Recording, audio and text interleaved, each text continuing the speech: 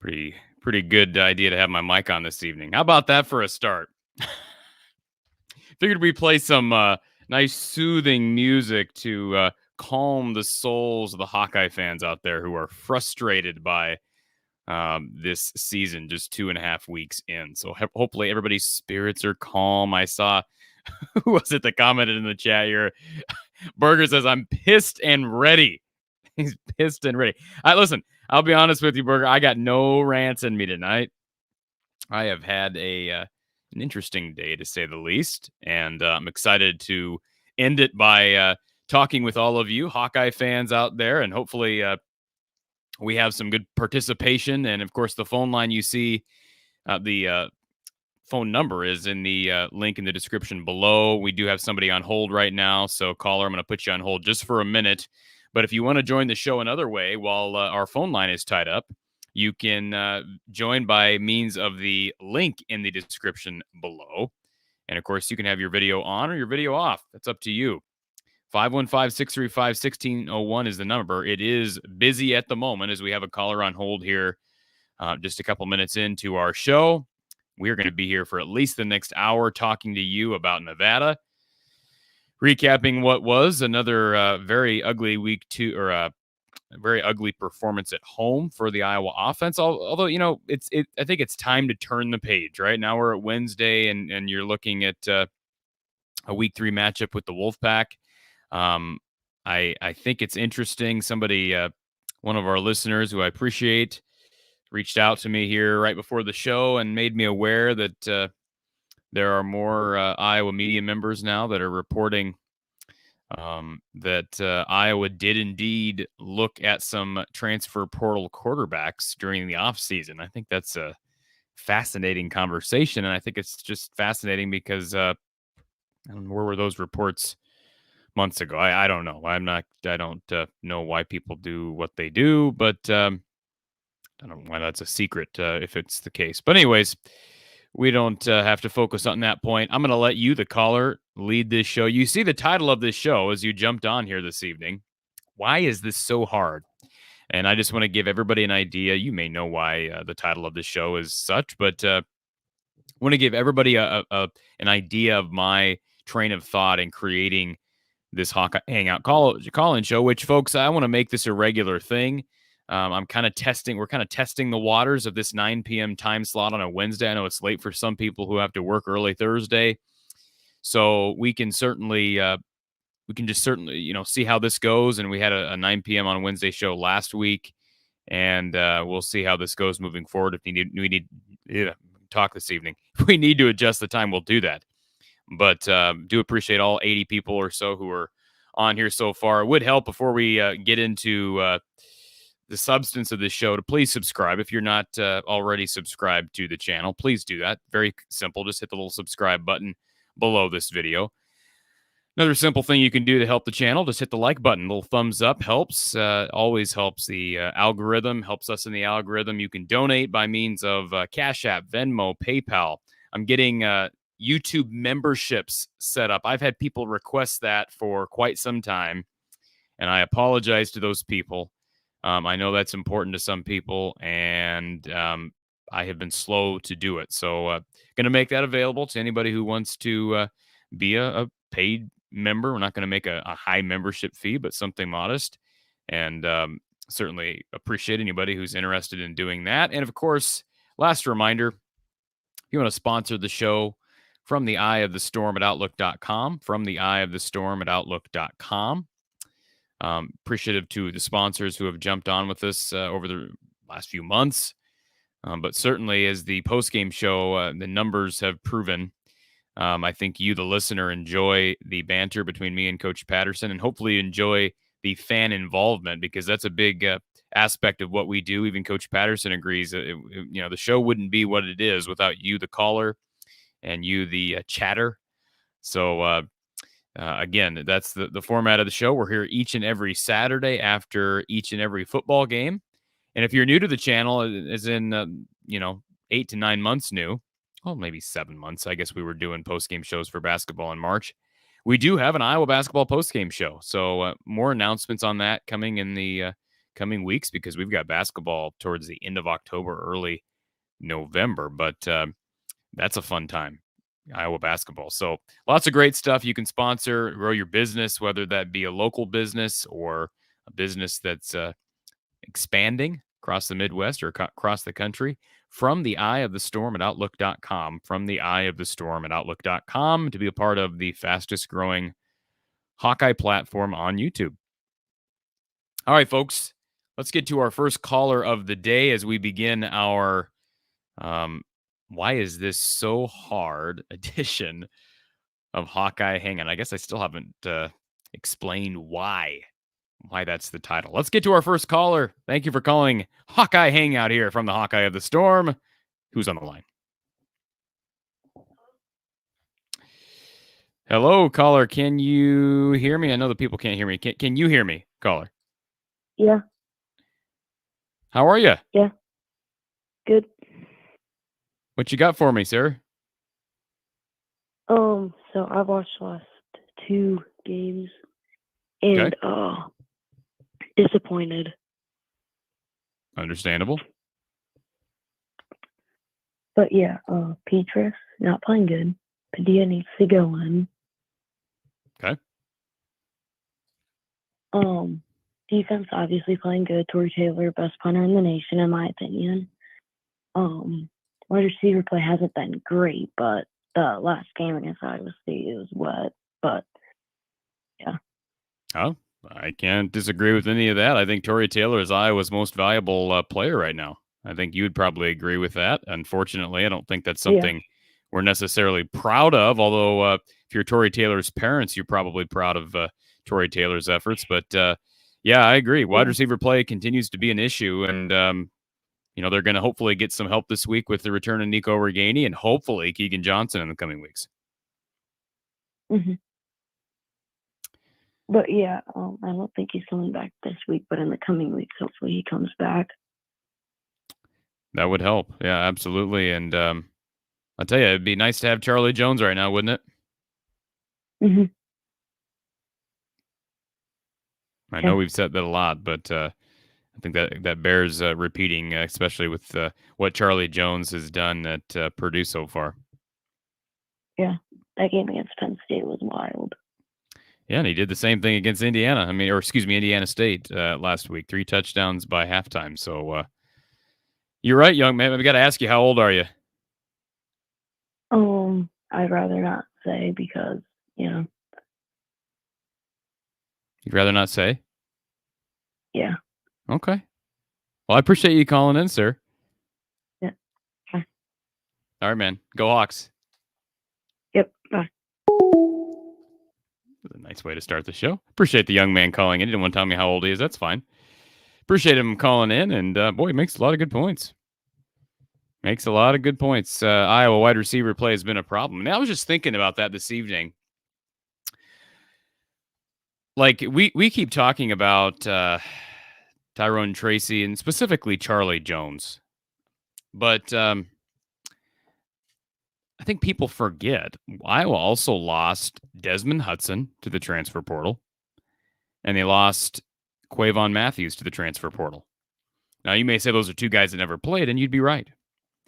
But those are scholarship wide receivers, and Iowa has been down to a couple of walk-ons, minus, of course, Arlen Bruce. Now, they got Brody Breck back. I think he's healthy now, but certainly doesn't have any more experience than a Desmond Hudson or a Quavon Matthews would have had. And again, hopefully they get back Nico Reganey this week. I'd reported that before Kirk's press conference that he was back at practice and cleared to play. So we'll see if Iowa plays him. If they may play it cautious and work him back into the mix, which I would have no problem working it. I don't think you hold him back. I don't think you deliberately not play him. If he's ready to go and there's no significant threat of a setback, then sure. I mean, you don't. I don't think anybody here expects Iowa to put him in harm's way, but Iowa needs help at receiver.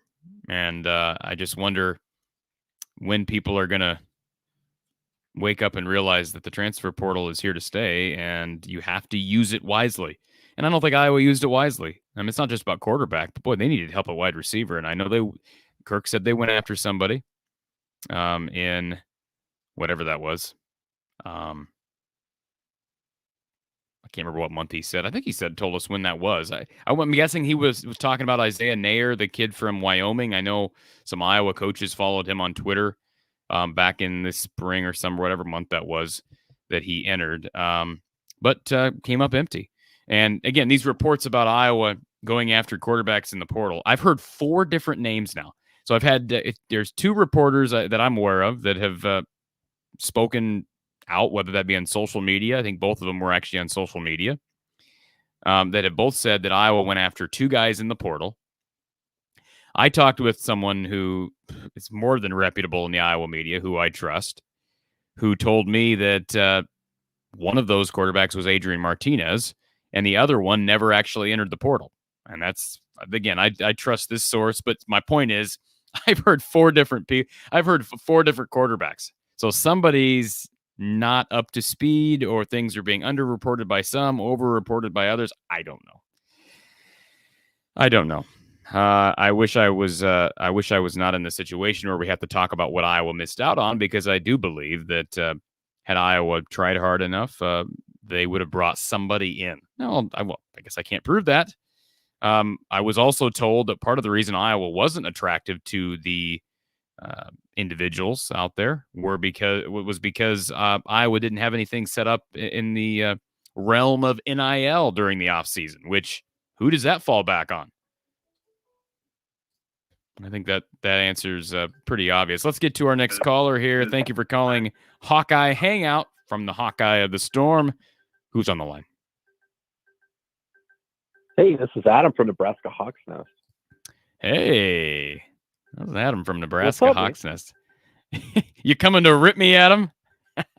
No, not at all. I think you're preaching the truth, brother. So what's this? Why are all these media members? I'm not trying to rip anybody in the media, but why are all these media members all of a sudden coming out with this secret info that we've been holding on to for months about quarterbacks in the transfer portal that Iowa swung and missed on? Why is that a secret for 5-6 months? I think that's just a false narrative. I think that's just a bunch of stuff that's coming out that I wouldn't buy anything into, Corey. I think everything that you're saying is 100% true. I think that this staff bought into Spencer and felt like he was the answer. And that, in my opinion, like I've said before on our podcast, that I feel like he's a practice player and he's a great young man, a great kid, great character. And I never will attack that kid as a person, nor will I ever attack any of these guys that are out here playing for the black and gold, trying to do the right thing. But he just doesn't have it. When you get in front of 70,000 people, he cracks. Now, is it just him? No. There's offensive line issues. There's a lot of other issues at play. There needs to be a complete, if not a complete, a very close to complete overhaul on offense. And that's why I called in, to really just kind of back you up, man, because everything you're saying, man, I'm 100% behind you. And usually the people that don't agree with you are the ones that are speaking up and coming out at you. And I think what you're saying is you're speaking the truth. Well, Adam, I actually wish that I wasn't right about this stuff, because I wish that I could be saying right now, man, I was dead wrong about Brian Ferentz. I was dead wrong about the quarterback situation. And this offense did get a lot better. But Adam, I know you're busy with your own stuff, but you probably heard me countless times during the offseason say, I don't have any faith that this offense is going to get any better. And listen, the cheerleaders out there wanted you to think that the offense was going to get better. I won't say who that is. I think their actions speak for themselves, and that's their agenda. That's fine. But I never once said that I thought the offense was going to take a big step forward. I assumed it would get somewhat better, because common sense would tell you it can't get much worse than 123rd in the country. But they found a way. Yeah, I gotta admit, I tried really hard to be positive. I thought it was going to get better. I think that was the Hawkeye homer in me, trying to say, okay, it can't get worse, like what you said. But I wanted to be wrong too. I want to be wrong. I want us to win. I think we all want to win, and the one thing we, can't do is get this, divisive against each other.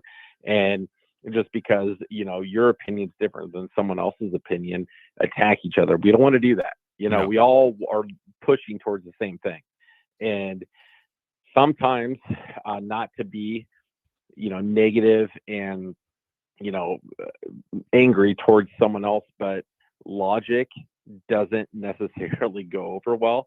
And I think a lot of what you're spitting is logic. And I'm not a lot, pretty much all of it. And I agree with everything you're saying. So that's why I wanted to call in. And it's frustrating. But at the end of the day, just because, Corey, what you're saying isn't necessarily positive doesn't make you a bad fan. It doesn't make you not a Hawkeye fan. Just because you tell the truth doesn't mean you don't love the Hawkeyes. You just want to see them play to their maximum potential. And that's the same as myself and a lot of other Hawkeye fans out there. So I'm 100% behind you, brother.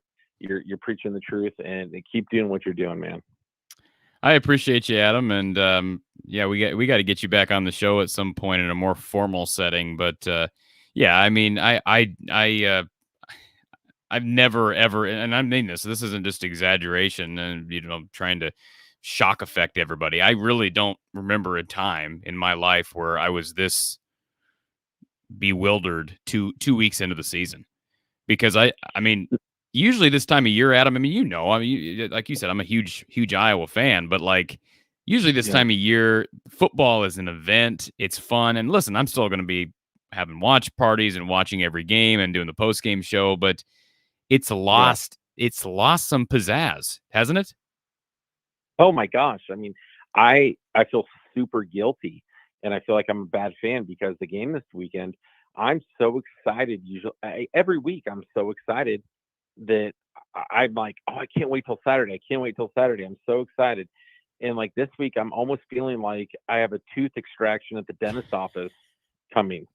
And it's just like, am I a bad fan because of that? Because it's like, we just won't make adjustments. Like, we're so stubborn. We're going to stick with the same pattern. And I've told myself this narrative a million times that, this is a great coaching staff. They're going to make alterations. They're going to figure it out. We're going to get this thing on the right track.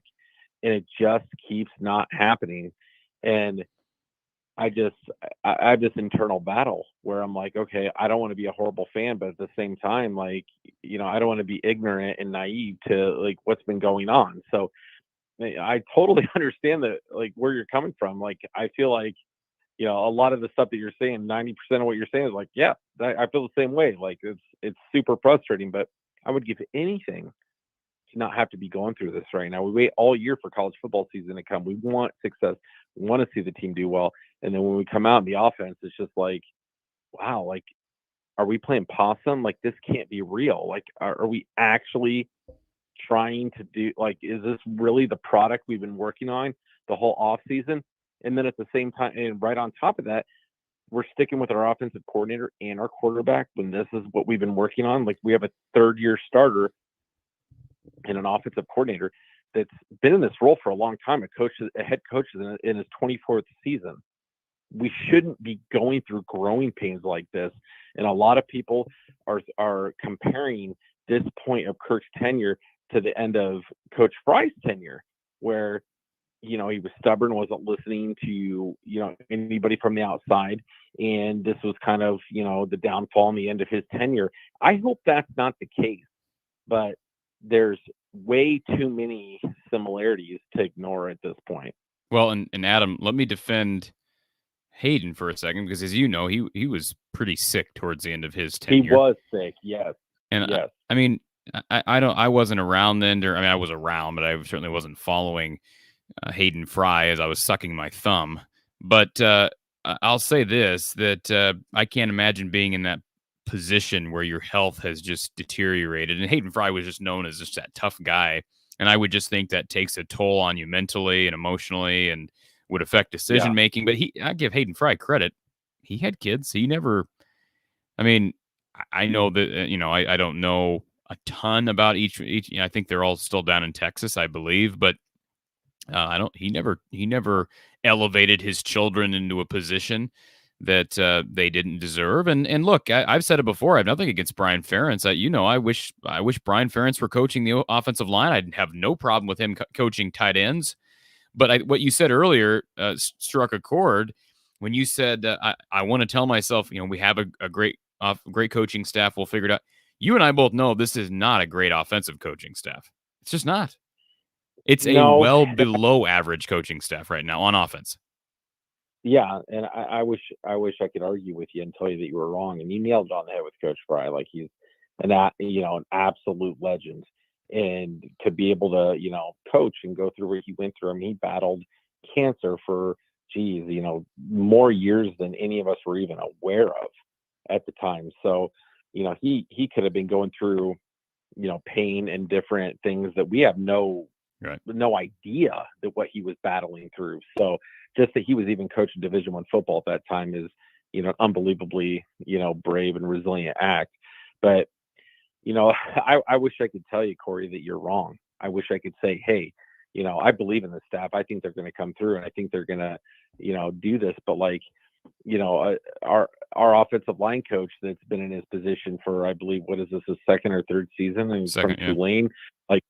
He just hasn't. It's been horrendous since he's been here, and it's just like in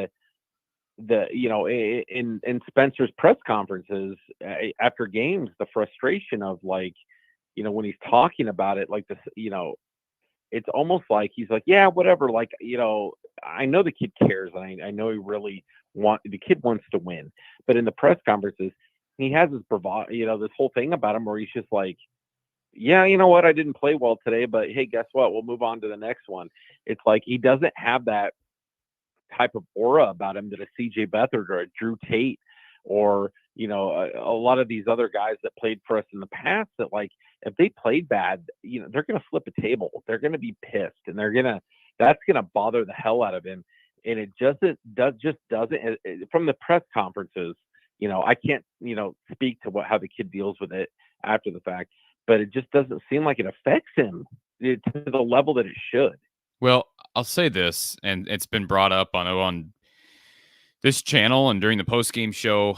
The hard thing about criticizing George Barnett as the offensive line coach is the shift with Chris Doyle leaving and the hiring of George Barnett and the loss of Tim Polasek. All those things occurred almost simultaneously. And so it's hard. What do you pinpoint? Is it one of those three things? Is it the loss of Polasek? Is it the loss of Doyle? Or is it just, George Barnett doing a crappy job? Or is it Raymond Brathwaite doing a crappy job? I think you can look at all those things and make an argument, but let's not forget that Kirk Ferentz he's an offensive line guru. And he's said many times that he spends most of his time, he's not going to micromanage George Barnett, but I guarantee you, Adam, that even this week in practice, Kirk is spending the majority of his time watching the offensive line. And I mean, I think it's just hard to pinpoint. Now, we'll say this. You brought up George Barnett and I brought up Chris Doyle. I said this earlier, I think it was yesterday with Mark Rogers. 2019 was not a good year for that offensive line. And I hate to name names, and I won't do it here, but you know who I'm talking about. Iowa had a pair of guards who were seniors that year who could not block for anything. I beg you to watch the Michigan game back. I beg you to watch the Penn State game back. And the reason I bring that up is because that was before Doyle left. That was before Polasek left. So now that was just 1 year. I get they were better and certainly better before that. They won the Joe Moore Award in 2016. They were certainly serviceable in 2015. Now, Iowa doesn't have this dominant run game that people on the outside think they do. They haven't had a dominant run game since 2008.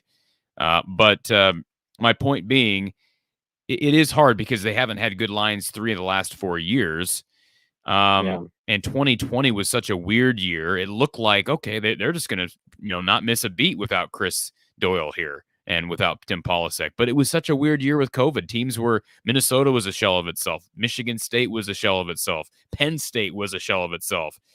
Frankly, Wisconsin won very good that year. I believe they had lost like 2 or 3 of their quarterbacks during the season. So it's just hard to know. I think you hit the nail on the head that you fight an internal battle, and I do the same thing because you want to see this work.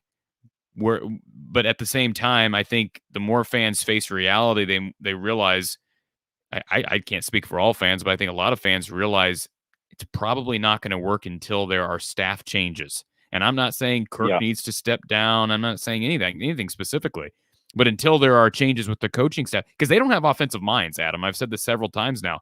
Brian Ferentz isn't an offensive mind. Kirk Ferentz isn't an offensive mind. And that's fine. I mean, like John Budmeyer, I think is probably, think about that. John Budmeyer might be the one guy who I would say is an offensive mind on this coaching staff, and he can't even call plays because he's an analyst.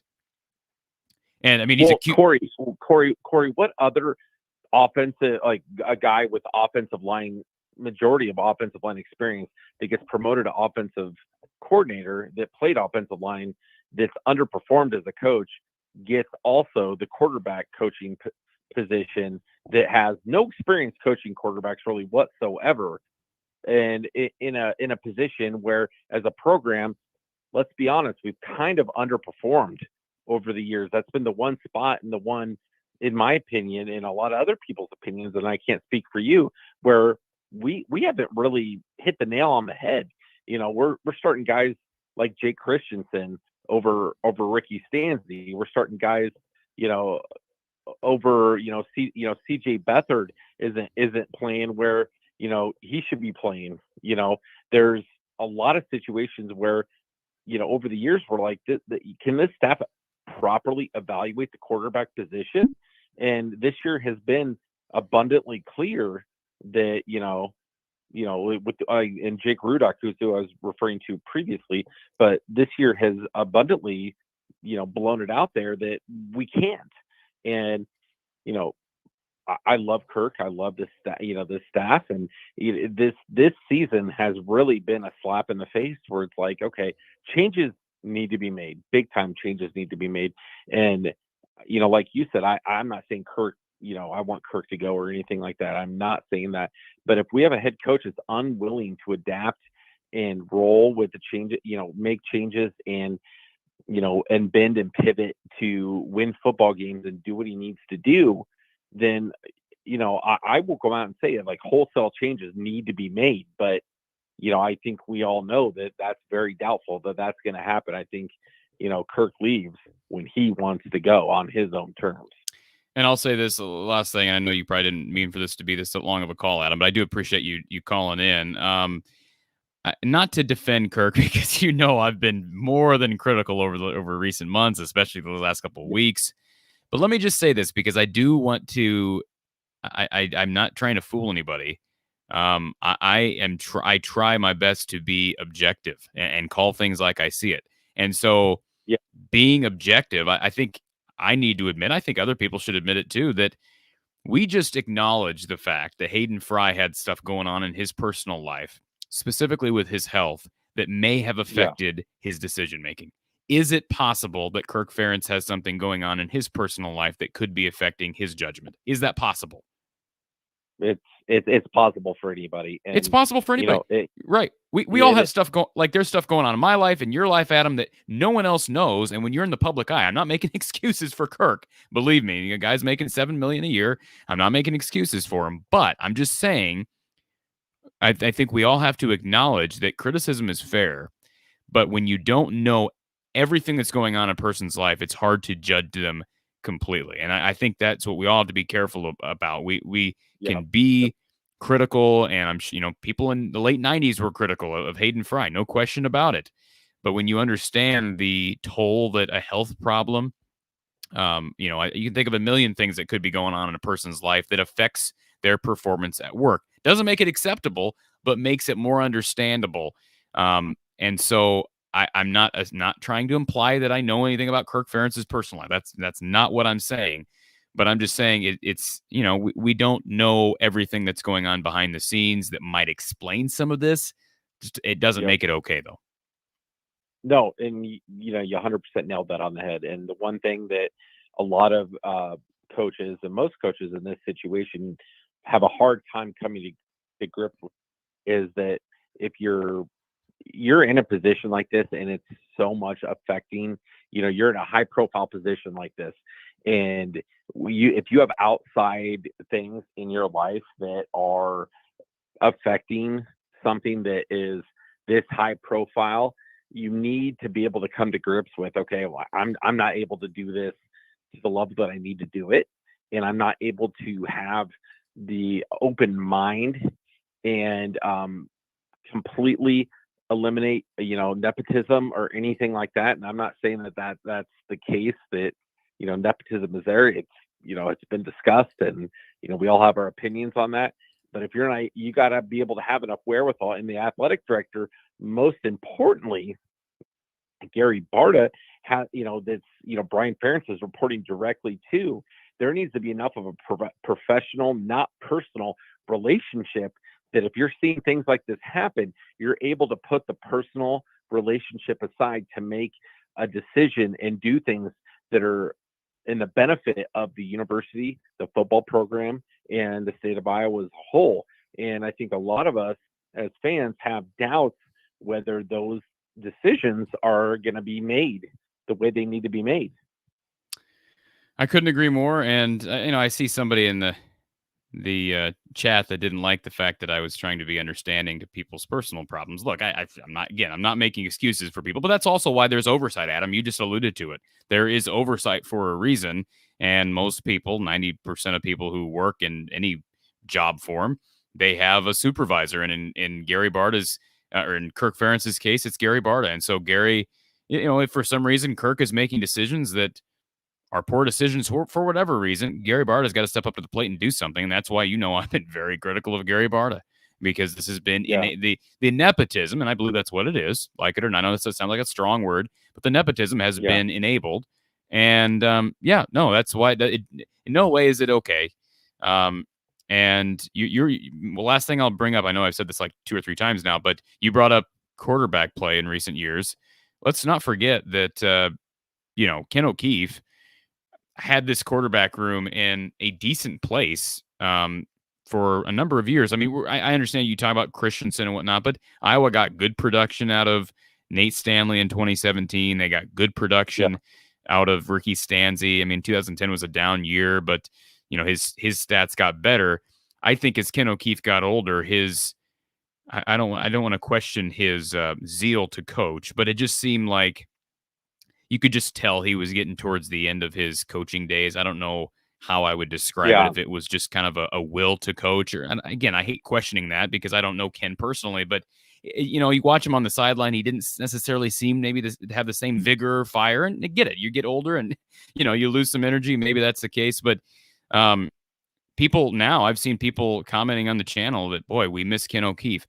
I don't look at it that way. Adam, Ken O'Keefe wasn't doing a great job towards the end of his career developing quarterbacks.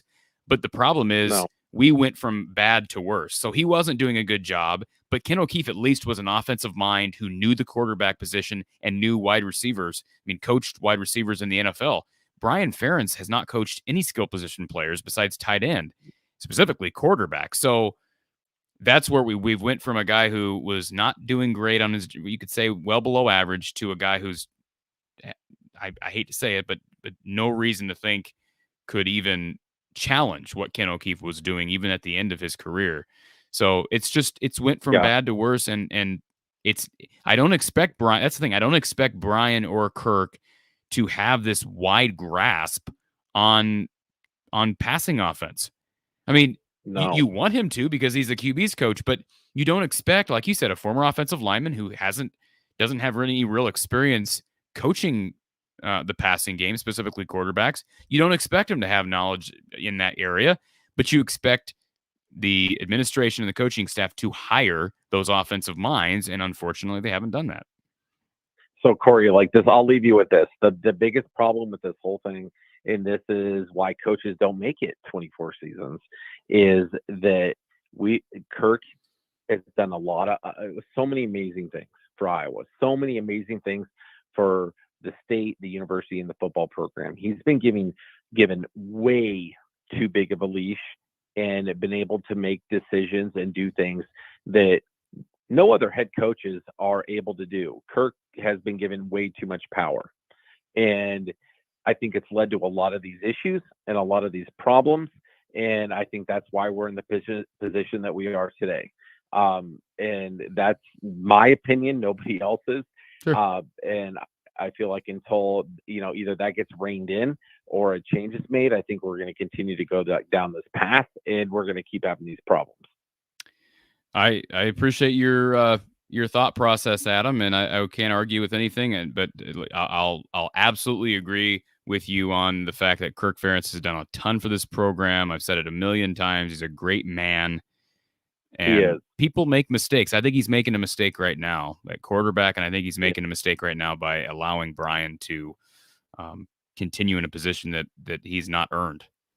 And you're right. And, it's his son, and it's hard. Anybody that has a son, put yourself in his shoes. That's got to be a tough position to be in. And, just because we're frustrated and we're voicing our concerns doesn't mean we don't love him, doesn't mean we don't appreciate everything he's done for the program. And also, too, Corey, I just want to tell you, man, you're killing it. You're doing a great job.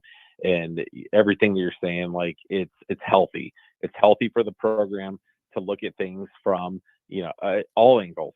And just because you're not saying sometimes things that everybody wants to say, and it's not necessarily the popular opinion, keep it up, man. Like, we need this. We need this.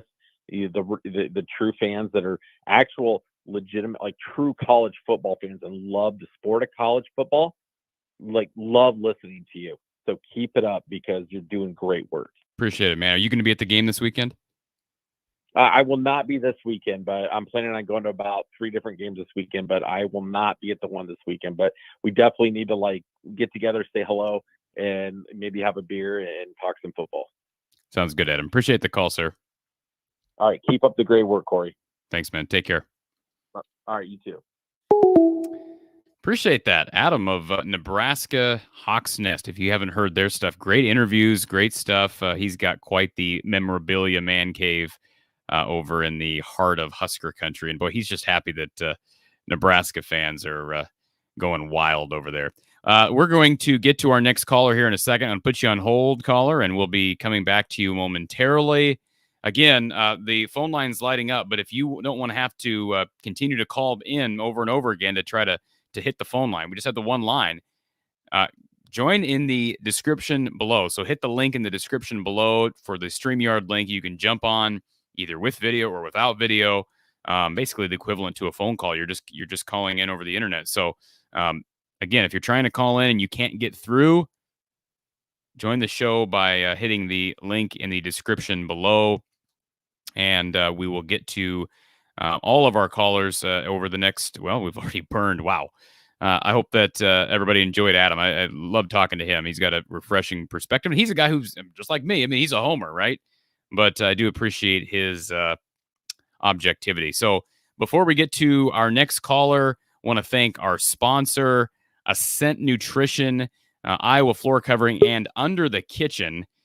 So again, we're going to have a message from one of our sponsors, and then we'll be right back with more of your calls right here on Hawkeye Hangout. Welcome to Iowa Floor Covering, a locally owned flooring store in Bondurant, Iowa that specializes in do-it-yourself projects. If you're a contractor or a DIYer, Iowa Floor Covering has your back. Right now at Iowa Floor Covering, get tough core click-together 4.5mm waterproof vinyl flooring for $269 per foot when you install it yourself. That's a much better value than you'll find at any of the big box stores. Looking for other types of flooring? They can help with that too.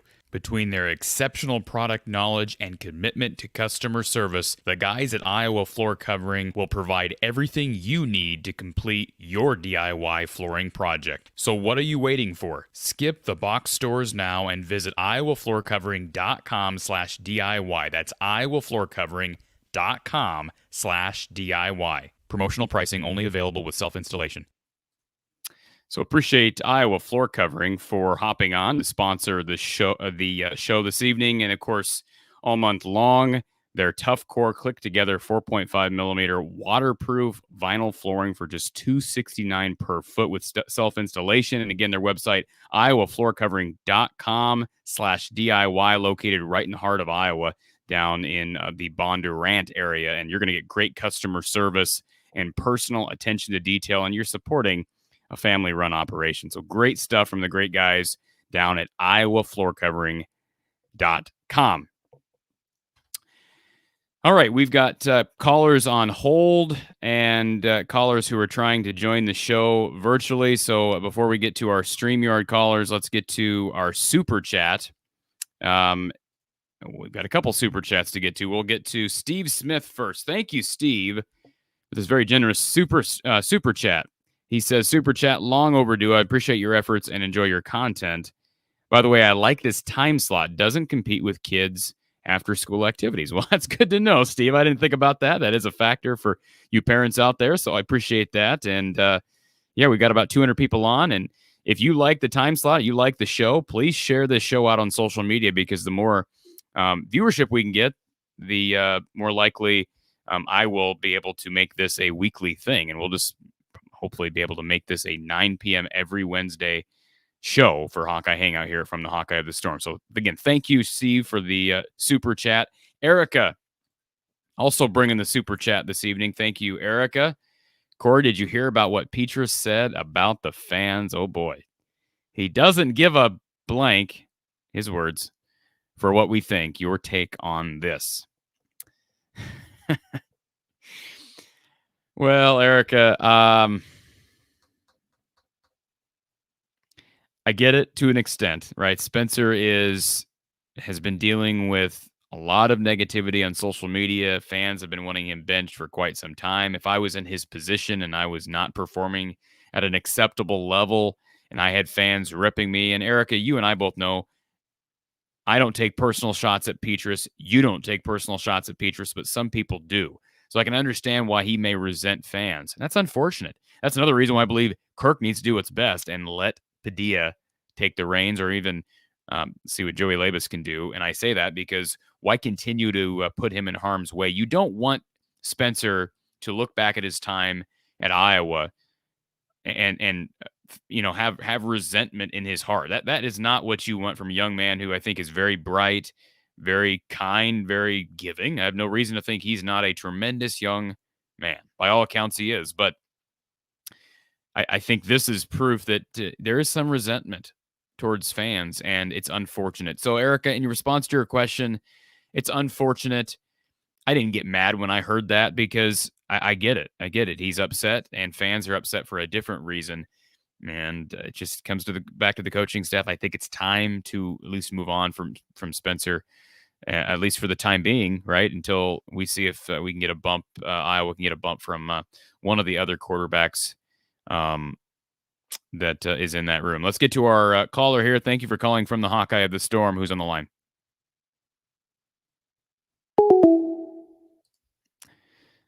Okay. Guy waits on hold for however long, and then he hangs up. So while we're waiting for our phone line to light back up, it is open at the moment.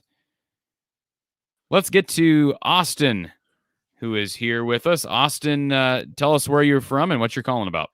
I'm from Dubuque. Calling a little bit less on football specifically, but more wanted to pose a question to you and I guess everyone listening. Why are you a Hawkeye fan? For as far as I can think anyway, the reason anyone would be a fan of any team would be maybe you're from the school, maybe your family is a longtime fan. In my case, that is, my family is very much a Hawkeye family. Maybe it's just a very winning team, which Iowa kind of back and forth a little bit, but it's not the most winning team by any means. Or maybe you just appreciate the team in itself. Personally, I think myself, as well as a lot of my family, appreciates the Hawkeyes for being a very community team. Everything they do with the Children's Hospital, everything they do, it's just a well-run team. And I respect for everything that he does in the team itself. So why are you, and something for fans to think about, why are we Hawkeye fans? That's a great question. I don't know that I've ever been asked that. I probably asked that at some point, but it's been a while. Great question, Austin. And I would say, you know what? Neither one of my parents were big Hawkeye fans. Nobody in my family really were big Hawkeye fans. I had friends that were Hawkeye fans growing up. I did not go to the University of Iowa, but I was a fan long before my high school and beyond. So I would say honestly, I mean, growing up, I remember watching these. I hate, some fans are not going to like hearing this, but I watched the Steve Alford years in basketball. I remember watching Iowa basketball on Channel 2 growing up, and I know this is not going to paint Iowa very well, but I remember watching the Pierre Pierce years and the fallout from that, and it just kind of captivated my attention. I don't want that to sound morbid, but it was a terrible situation with Pierre Pierce and the Steve Alford situation and whatnot. But I just remember it captivating my attention, and I loved the Adam Haluska, Jeff Horner, Eric Hansen, the Big Ten tournament championship. What was that? No 06. That was one of my earlier moments that I remember really being into Iowa basketball. So I would say basketball is what captivated my attention first, Austin. And then I think just over time, as you get older, I think basketball is one of those sports as a young kid, it's easier to pick up on and easier to appreciate. And I think football maybe takes some time. And yeah, I mean, I've been proud for a long time. I said this on the show the other day that Kirk Ferentz is a big reason why I am a Hawkeye fan, because he has the stability he's brought to this program for the last 23 years is something that no other program in the country can claim. And I think that's another attractive aspect to it. But I guess I don't have a singular answer to your question, although it's a good one. Oh, I mean, that is a good one. There doesn't have to be a singular answer. I guess that original question kind of navigates me over to the point that I'd like to make. And right now, there's a whole lot of negativity for good reasons. I mean, we can't be, if anyone says they're happy with the current offense, they're lying or not very smart. But there's a whole lot of negativity right now, a whole lot of not accusations, but calls to fire, to do very dramatic points. And for myself anyway, I appreciate Iowa. Like I said, my family's big Hawkeye family, but for the team itself, the morals. I appreciate that Kirk is not a Nick Saban of, we're going to cover up everything that a player does. If he's a star on the field, he's a star in my heart. That's all I care. I appreciate that Kirk has the morals of making sure to turn boys to men on the team.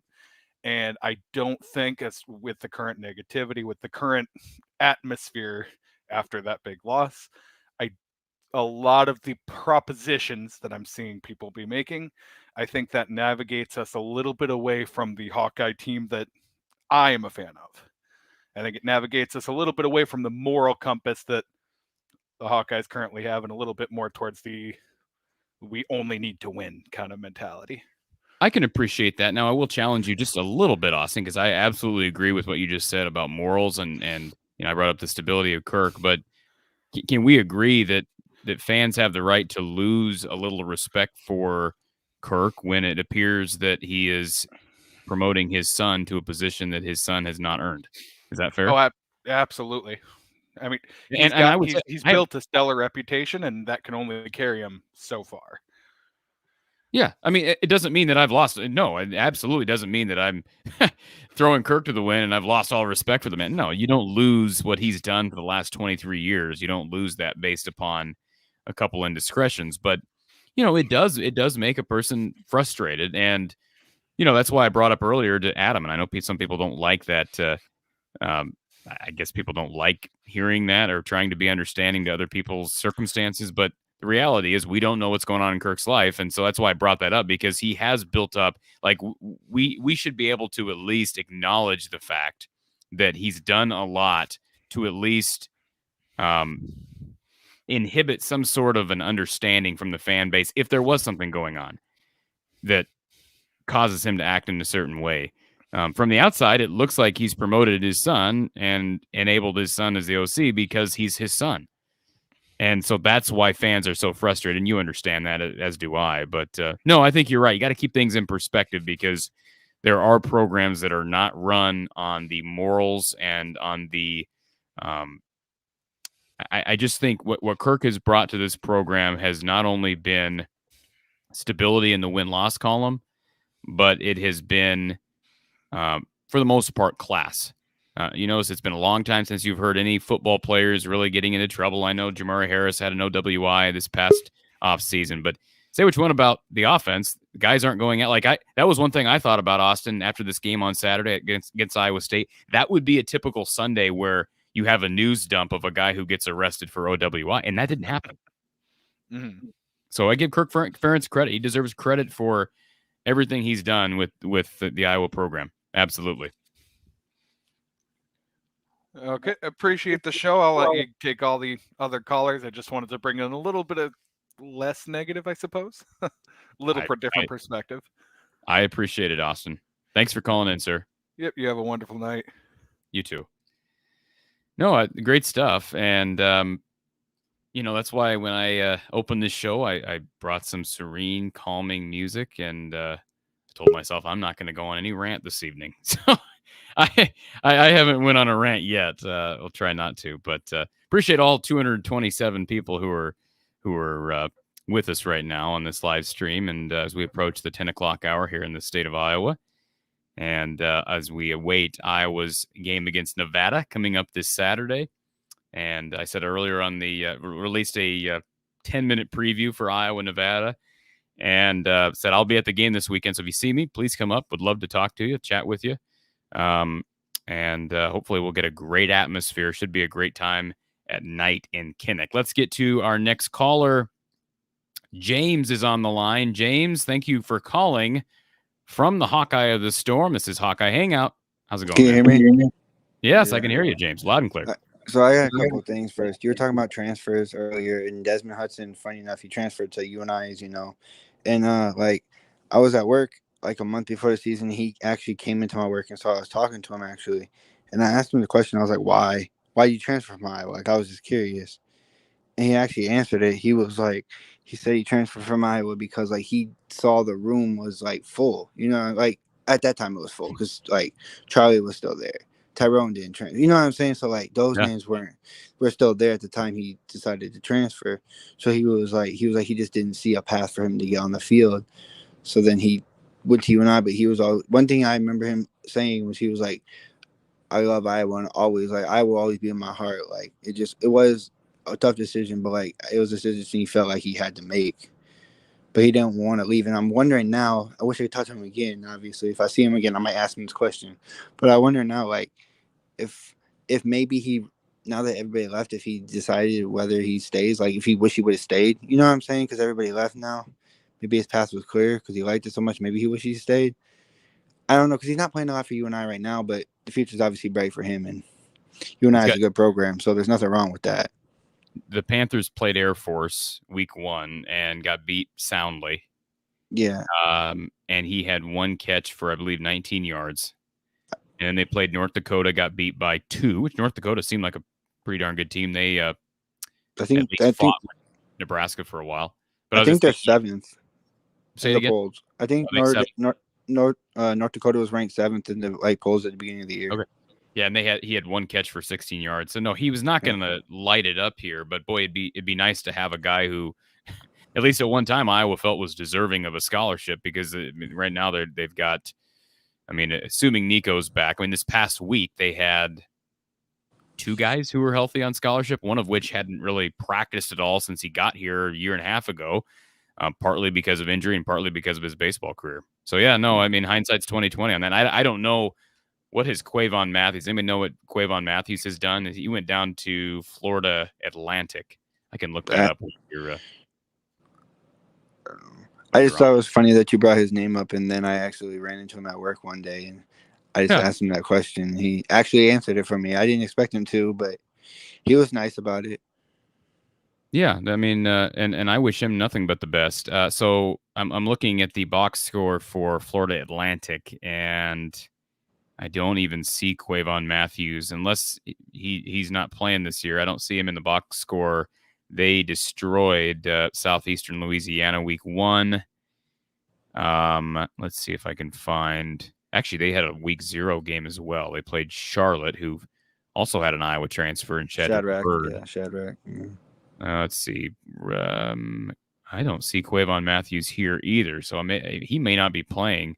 They played Ohio as well, and I see nothing. So I don't know what's going on with Quavon Matthews. Yeah, I don't know. You can't predict injuries, and in this case, you couldn't predict that Charlie Jones and Tyrone Tracy were going to leave. But That's interesting. Yeah, and it was nice to see him stay in the state of Iowa. I know he's a Kansas City kid, but when he first committed, I had high hopes for Desmond Hudson because he was a big physical receiver. There was a funny thing he told me too. He said he was like, yeah, like when I put my name in the transfer portal, I didn't want to leave the state. Like he was like, I've only been here like 2 or 3 years, but I feel like it's already like the state's already home, if that makes sense. So I feel like that's good for the fans, you know, making people feel like that aren't from the state of Iowa, like me and you, obviously, but like making other people from the state of Iowa feel at home, so they want to stay in the state. Yeah, absolutely. But another thing I have is like, I don't like. Okay, so my thing I'm afraid about for this game is that our offense is gonna look better, right? And you know, Kirk's always like, well, it should look better. Hopefully, it looks better. Hopefully, it looks better. I mean, this defense ain't very good, so I'm not gonna say 100% it's gonna look better, but playing this defense, it should look better. Let's just say that at least. It might not, but it should. But anyways, if it does, you know, he's talking about resume. He's talking about, oh, he looks good in practice. Do they maybe start him because they want him to be the starter the rest of the year? So they're like, oh, well, he's going to look good this game. So they try to use as more advantage for the next week or next 2 weeks, you know, because he looked good against a poor Nevada team. I don't know. That's just a question I've always been pondering. Like, is it something where they understand Nevada's not that good, so maybe he looks good, so then they can use that as leverage to start him for Michigan, to start him for Rutgers, and start him maybe for Michigan? Well, that's an interesting perspective, and I mentioned that on the preview, I think, earlier today, that Nico Reganey returning only helps the cause for Spencer Petras, and I would not be surprised if that's Kirk's mindset. Let's get Spencer somebody he's comfortable with, and if he still struggles, I'd like to think that that's what Kirk is thinking. I still don't necessarily agree with that because you got to work with who you have out there. It doesn't excuse the fact that Spencer has overthrown basically everybody in that room, including the tight ends, which is hard when you got a 6'4", 6'5" tight end you're throwing to, I would think. But yeah, I don't really think it's going to make a difference because it comes down to fundamentals. He's throwing guys over their head because he's not, as Don Patterson has brought up on the show, he's not setting his feet correctly. He's not transferring his weight to his front foot. And I don't know why that would change with Nico Reganey. So, James, I understand you when you say I fear Iowa having a really good offensive day because you think it might inhibit change or take away from change that could occur. I just hope I hope that there's a lot of honest talk before that Rutgers game, because I'm telling you, that Rutgers game on the road at night, that ain't no cakewalk. And then you get Michigan the next week, and then there's no turning back. Then once we hit October, there ain't no turning back. Yeah, I agree for sure. That's what I've always been thinking about. And then, you know, I messaged you earlier on Twitter. My point was, when I messaged you on Twitter, I was trying to say that, like, you understand the difference. Like, as a wide receiver, I play wide receiver in high school. It's obviously different than playing wide receiver in college at the Division I level, right? Obviously, I get that. But I know when I was changing quarterbacks, one would throw harder than the other. I could still catch it a lot. But, like, sometimes when somebody throws super hard, right, and then somebody throws the ball softer, it makes a difference because, like, you got to learn how to, like, you know, catch it a different way because it's not coming as hard. So, like, your hands are still the same, if that makes sense, but, like, it doesn't hit you the same as well. So maybe for them it might be a struggle to catch it because you're used to Petras throwing bullet passes in practice, throwing bullet passes in the game when it actually does hit your hands.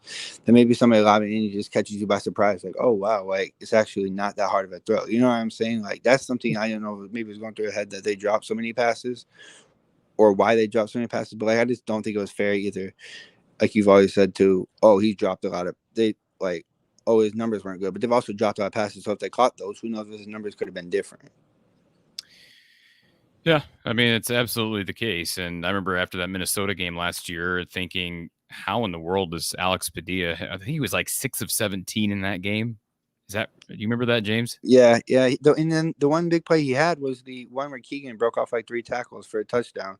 Yeah. So, I mean, that play, maybe that yardage doesn't even count if Keegan doesn't break off 3 tackles. That yardage probably isn't there either. But sometimes you got to get lucky. You know, as a quarterback, sometimes you just get lucky in those circumstances. Yeah. And so I certainly don't think I think we read way too much into Alex struggling in the first half against Nebraska last year and Spencer coming in and saving the day. I mean, how many points did we score that game? I don't remember. I remember we won. I don't remember how many points we scored that game. I don't remember. I mean, it's not trying to take anything away from Spencer, but I don't remember anything in the second half in that game that led me to believe that, wow, Spencer led them to a comeback. They broke off a huge run with Tyler Goods, and they got a blocked punt return for a touchdown by Kyler Fisher. Nebraska, just as they did all of last year and as they have been this year, they basically self-destructed. And so I don't think that was a difference at quarterback. I think it was just Nebraska doing what Nebraska does.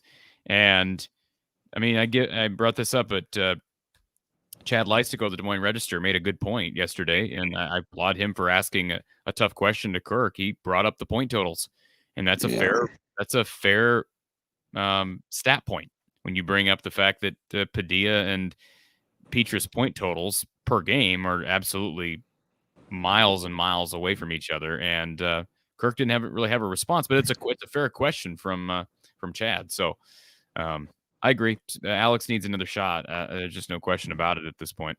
I also found it funny how Kirk reacted to that. Like he acted shocked, like he didn't. You know what I'm saying? Like when Leisico brought up his point totals, he kind of like either he didn't care about the point totals or he was just like didn't know. You know what I'm saying? He acted shocked, where he was like, "Oh wow, really?" Like I don't know what that was about either, but that kind of like caught me off guard. Like you should know he's your starting quarterback. He's a guy that you guys have been throwing out there so much. You should know. Obviously, he has the resume you say he does. You should know what his numbers are. But, I mean, that's my point. Yeah. At least on that. And then one more thing I was going to say. It's like I feel like sometimes throwing him out there isn't good for him. Like, I don't understand what they keep seeing in Petrus. Because, like, I went back and watched some games last year at Padilla play. Like, I'm not no, like, scout, obviously. I'm a basketball coach, so I know much about football, But he actually, like, a lot of throws, too, were really good. Like, watching the Northwestern game, watching the Minnesota game. I watched those games back, and, like, his throws actually were good, and he never really overthrew anybody like Petrus. Petrus always one step overthrown the sideline. His passes were more catchable. It's just they just didn't catch them. So, like, I just don't understand what they see, but I think we'll see, and I hope we obviously play better. And I don't even know, like, what's the line, 23? I don't even know if we can score 23 points. So, I don't know. I don't know if that line's very favorable, but. Yeah, I haven't come out with my official pick yet, but boy, it's going to be tough to get to 23. I'm not saying they can't do it, but there's going to be any week where the run game breaks open. It's going to be this week. Yeah. But I appreciate you taking my call, and I'll be around the rest of the night. But enjoy your night, and thank you again, and hopefully we can be better this week. Appreciate it, James. Thanks for the call as always. And yeah, great calls so far this evening, folks. And we do have Tyler on hold. We've got a caller on our phone line. And how about this? Our good friend, Big Game Boiler, or excuse me, Big Time Boiler. Man, I'm talking about malpractice. He brings up not bringing a quarterback in via the transfer portal was malpractice. Well, that was malpractice. I screwed up your YouTube channel. Check out the Big Time Boiler on YouTube, folks, for great content for if you're a Purdue fan or you just want to get an idea on the enemy. And I saw Big Time Boiler. He was in our StreamYard queue waiting to get on. So if you're here, Big Time Boiler, we'd love to hear from you. Sorry we didn't get to your call quick enough. Maybe he had to. It's probably 11 a.m. out there 11 p.m. out there in Indiana. So, but yeah, again, appreciate the comment. And you're right. I've been saying that for a long time. Let's get to our next caller who's on hold. Thank you for calling from the Hawkeye of the Storm. Who's on the line? Lemansky on the phone. Lemansky, I'll tell you what, Lemansky, you are always a great, great caller. All right, I just want to say that. So before we get to your call, if you don't mind, I want to get to a short commercial break. Is that okay? That would be great. That's fine. All right, folks, we'll be back in just a moment with the one and only Lemansky here on Hawkeye Hangout. You may have heard of the real-life Hawkeye man cave known as Kinnick Under the Kitchen. Well, after lots of hard work, there's not much space left to paint, but the walls are exploding out for public consumption. Under the Kitchen is proud to announce that you can now purchase exclusive prints of some of your favorite Hawkeye legends, including wrestling great Spencer Lee, football players Tyler Goodson, Riley Moss, and Drew Tate, plus an all-in-one Murray family legacy print featuring Keegan, Chris, and Kenyon Murray himself. Signed and unsigned prints are available, making the perfect collectible or gift for any Hawkeye enthusiast. For more information on purchasing one of these outstanding Hawkeye prints, visit Under the Kitchen on Facebook. That's Under the Kitchen on Facebook. So as you see there, Arlen Bruce now in the mix for Randy Engel down with Under the Kitchen. And trying to think of some. So obviously we saw Tavian Banks now, a print available as well. Boy, great stuff from Randy Engel down at Under the Kitchen in Mitchellville. So definitely check out his stuff. Again, you can find Randy at Under the Kitchen on Facebook and inquire about one of those awesome, unique, and well done Hawkeye prints. Let's get to our caller. It's Lemansky on hold. Lemansky, how you doing on this beautiful Wednesday evening? I'm glad it's not winter, Corey, but a person should enjoy what they got, I guess. Absolutely. Appreciate the kind words. I'd like to congratulate you. I guess we all could support you by buying coffee or replacing our kitchen floor covering, or Right. we all appreciate artwork. So you are building a brand, and it's pretty obvious. And you keep pushing back on Mark Rogers. That's absolutely entertainment to beat in the wind. You know it. None of it's orchestrated, right? You know that. Well, he pushes back on me too. You know, I made a comment about the fans, and you sat there and tight-lipped. But he said, you know, Kirk really doesn't have to do something for the fans. But Mark Rogers has forgot more football than I know. But I'm going to be cut to the chase here. You got a big following tonight.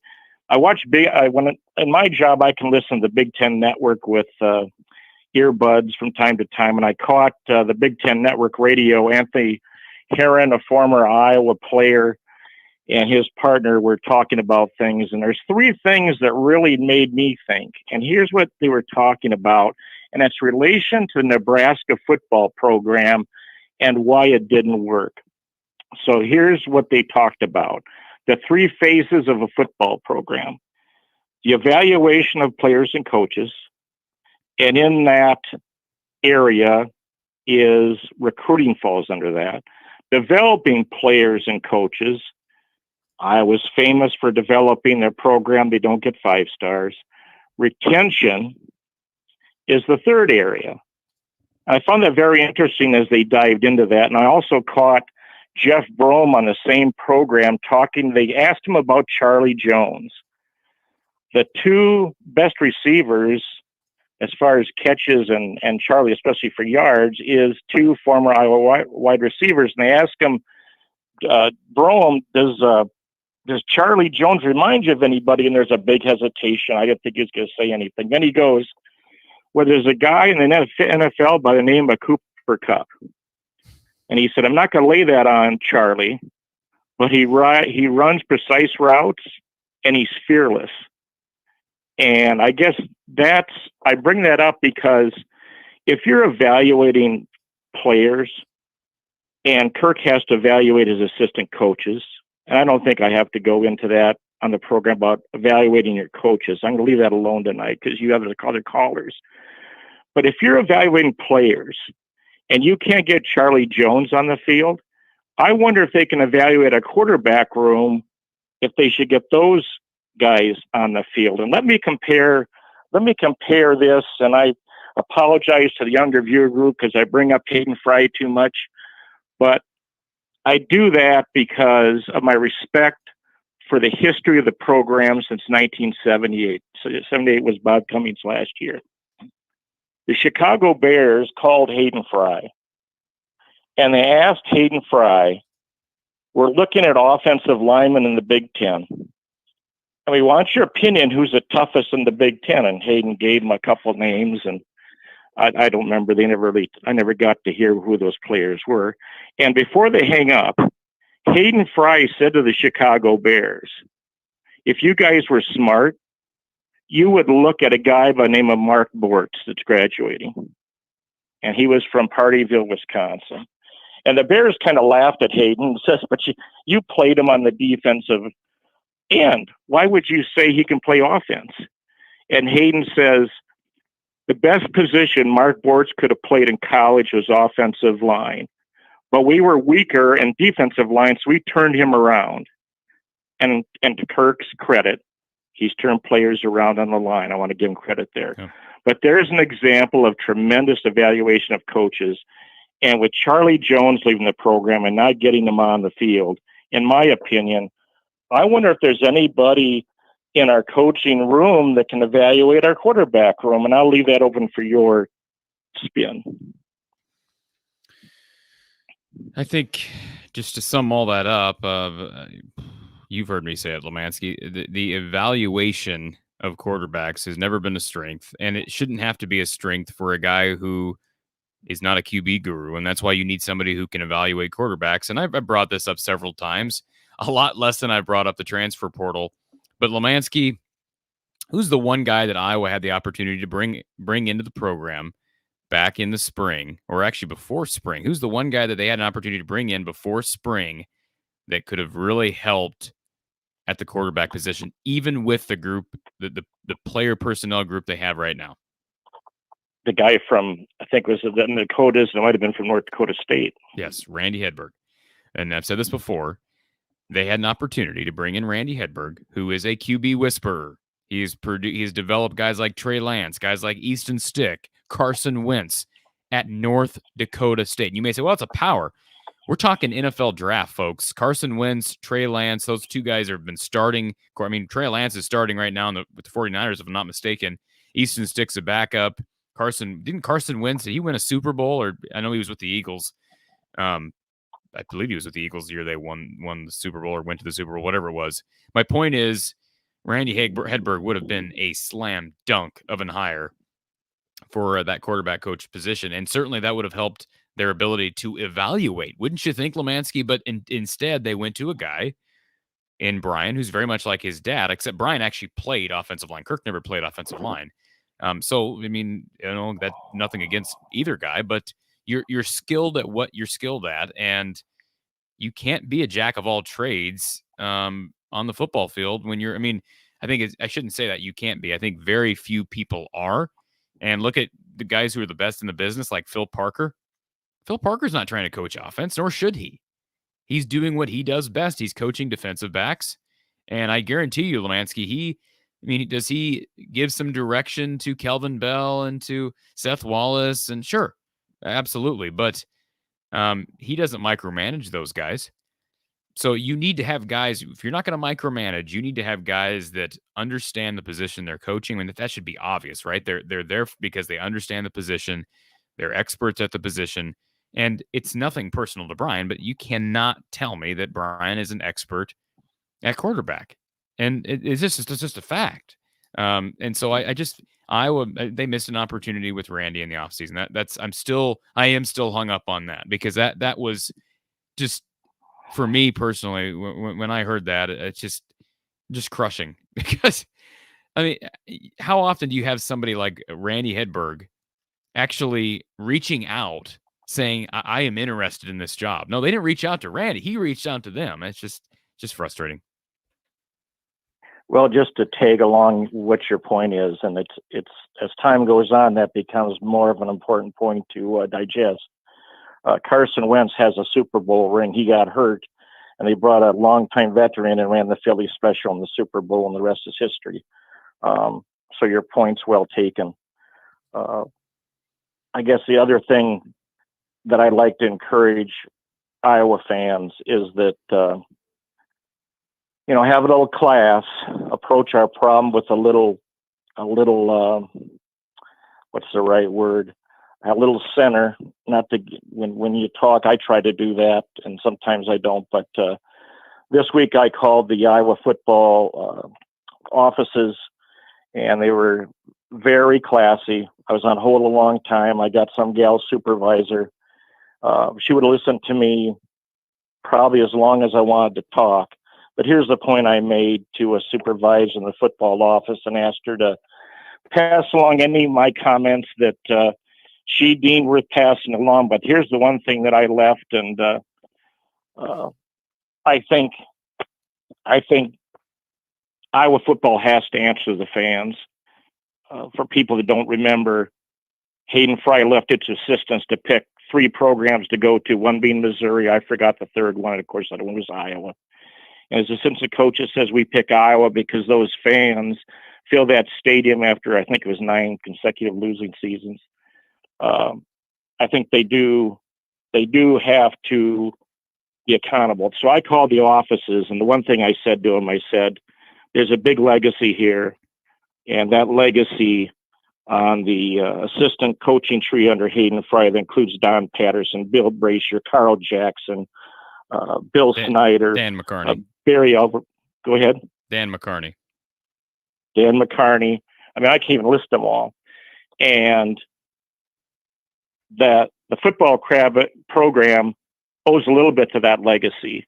And I said, Brian Ferentz is not living up to that legacy. And that's the one thing I hope you pass that on. And I hope I did it with class to this football coaching supervisor. And I'll hang up and listen to your program, but I hope we can approach this problem. The other thing, Corey, I don't know what you think, but I'm kind of bracing for, I think about the Northwestern program and the ups and downs. I'm going to brace myself for a little bit less emotion and strap myself in for maybe a bumpy year and hoping for a change. But I may call the Iowa football offices again, and I might do it more than once or twice this year. I'll hang up and listen to your show.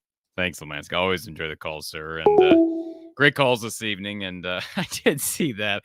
Just so you know, I do try to read for everybody who has commented on the videos throughout the week. I've been trying real hard to produce content each and every day. I can't always promise that, but I've been trying my best to do that, folks. And I try to read through every comment that's left on the channel, and maybe that's a bad idea. But I try to, that's what this show is all about. Hawkeye Hangout. It's a hangout with you, the fan. And so I did see that Lemansky had called into the university. So love it from Lemansky. All right, we got to get to Tyler, and we're going to get to some comments here in a minute in super chat as well. But let's get to Tyler first before we get to our next super chat. Tyler is on the phone. Tyler, tell us where you're calling from, and what do you think about the Hawks' chances this weekend? I'm calling from Masterville, Iowa here, and the Hawks' chances this weekend. I'm hoping it's good, but I'm not holding my breath. Well, listen. If you'd called any other week, I could understand your response, but I would hope that it's a slam dunk win this weekend. Yeah, you hear a lot of people, they're talking about the offensive line and how they got problems there. I think the offensive line did, fairly good. Your center, he switched from defense to offense, which is a change for him. But people got to realize Iowa's been known to hand out linemen to the NFL like crazy. So, those guys are going to develop, but it's the quarterback situation is what I don't understand. I don't get it. Like, how come nobody else has even gotten a shot is what I want to know. Yeah, I will just add this in, Tyler. So are you new to the channel, or have you been watching for a while? I'm new. All right, so if you're new to the channel, you may not know this, but I've been on the quarterback situation for a long time, and I'm in 100% agreement with you. That's the one position that Iowa, John Budmeier's a guy that I think gave fans hope when he was added to the staff, even though he's an analyst who can't call plays and work with these players one-on-one. At least it gives fans hope of a guy who understands the position. When you lose Ken O'Keefe, I don't think he was performing at his job at a high level towards the end, but he at least had a resume. So I've been saying that for a while, Tyler, that quarterback is not a position I have any faith in Iowa developing. And that I want to make very clear. That is why, folks, I have been on the transfer portal route. I am not some big transfer portal activist. Okay, I'm not. But the fact of the matter is, Iowa has proven, especially without Ken O'Keefe, I think they've more than proven that this year, that they really don't have somebody in there who's adept at developing the quarterback position. And Tyler, you brought it up. Iowa at least have a track record at offensive line and developing guys. So I can understand why you may have faith that Iowa can figure out their line struggles. But who on the staff are you going to look at and say, well, no, I think they can figure it out at quarterback because of him? Is there anybody on the staff that you feel that way about? There's nobody on the staff that can figure out this quarterback situation. I mean, and then you got Brian Ferentz and his offensive play calling, which is about as predictable as anything. I mean, you can see it coming from a mile away. Yeah. I mean, and so again, that's why, my advocating for Iowa to go get somebody from a different school who had left their school for various reasons was because those guys, you can benefit off of the development of other coaching staffs. You see what I'm saying? These guys have been developed. So you can kind of, I know some fans are traditionalists and they think, well, that's kind of skipping the process and, it's in a way cheating. Well, it's part of the system and use it. You need to use it. And this was the year where there were more guys available who were developed guys at that position than ever before. And that was my frustration with not going to the portal. I agree with you. I don't, until Iowa gets somebody on staff who can work with these players. It's not sending them out to New Jersey. It's not sending them to a private instructor. I have nothing against guys like Tony Racioppi, but that is not the answer. They need somebody in this program behind those football doors that can work with these quarterbacks, develop their fundamentals, preferably somebody who's played the position before, who understands what's going on upstairs. Because, whether you like a guy like Brian Ferentz or Kirk Ferentz, those guys have no idea what's going through a quarterback's mind during a game. They've never experienced it. And that's why most quarterback gurus, not all of them, but most, played the position themselves at one time.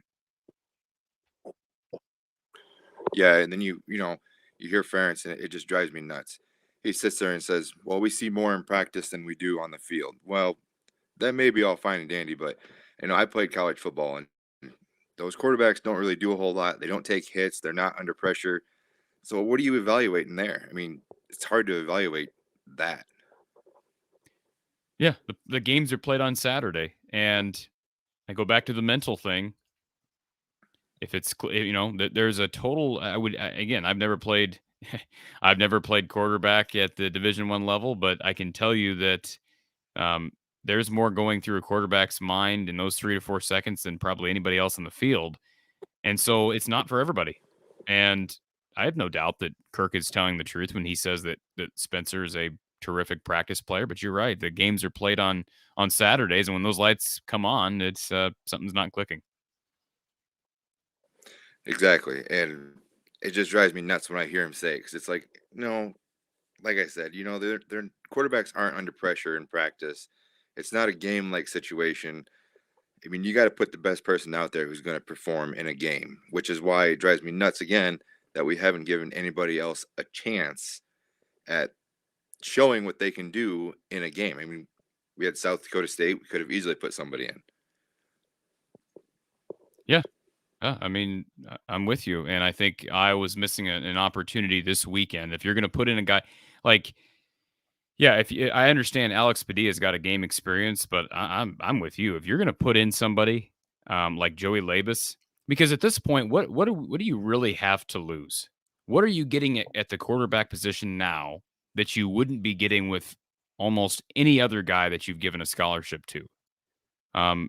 Nothing personal against Spencer Petras, but you've seen the numbers, right, Tyler? I mean, his numbers right now, I can throw the numbers up on it. I think I have the numbers from the first 2 weeks. It's through 2 games, 45% completion percentage, no touchdowns, 2 picks, and a 70 passer rating.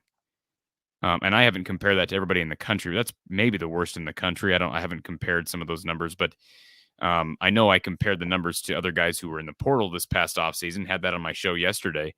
And it's not anything against Spencer, but I'm just saying, if you're going to throw Joey Labus out there, and Don Patterson brought up, bring out a package just for Joey. Maybe it's 3 or 4 plays that he works on during practice, and he knows those are the plays he's coming in to run on Saturday. And guess what? This is the game to do it. What other game is left on the schedule that you feel comfortable with right now, given the offensive struggles? I certainly am not comfortable at Rutgers. I'm not comfortable with Illinois, and I'm not comfortable with Northwestern. And who knows what Nebraska is going to be like once we hit late November. So I'm with you. This is the time to do it. I don't think Kirk agrees with us, though. Yeah, this is exactly the time to do it. You don't want to try changing stuff up going into Big Ten play. That's just going to kill you. I mean, with Padilla, I can tolerate Padilla. He can throw the long ball, which if he doesn't complete it, that's fine. But he can throw the long ball. What I can't stand is the 2-yard dump passes from Petrus that don't go anywhere, and the overthrows and everything. It kills me. And with that, I'm just gonna hang up and I'll let you do your thing. Appreciate the call, Tyler. Great stuff, and you're not alone. I can tell you that. And yeah, no, great stuff from everybody tonight. We are approaching the tail end of our show, but the line is open, not only in the via StreamYard, but by calling our phone line. So the number, I'll throw it up here, 515-635-1601. Or again, you can click the link in the description below. Want to get to super chat from Drew. He says, thank you for the super chat. First of all, Drew, did Justin Jacobs play last Saturday? The answer to that question is no. He is still out, and Kirk didn't seem real positive about Justin's chances. Well, basically ruled him out for this Saturday. He's not playing against Nevada.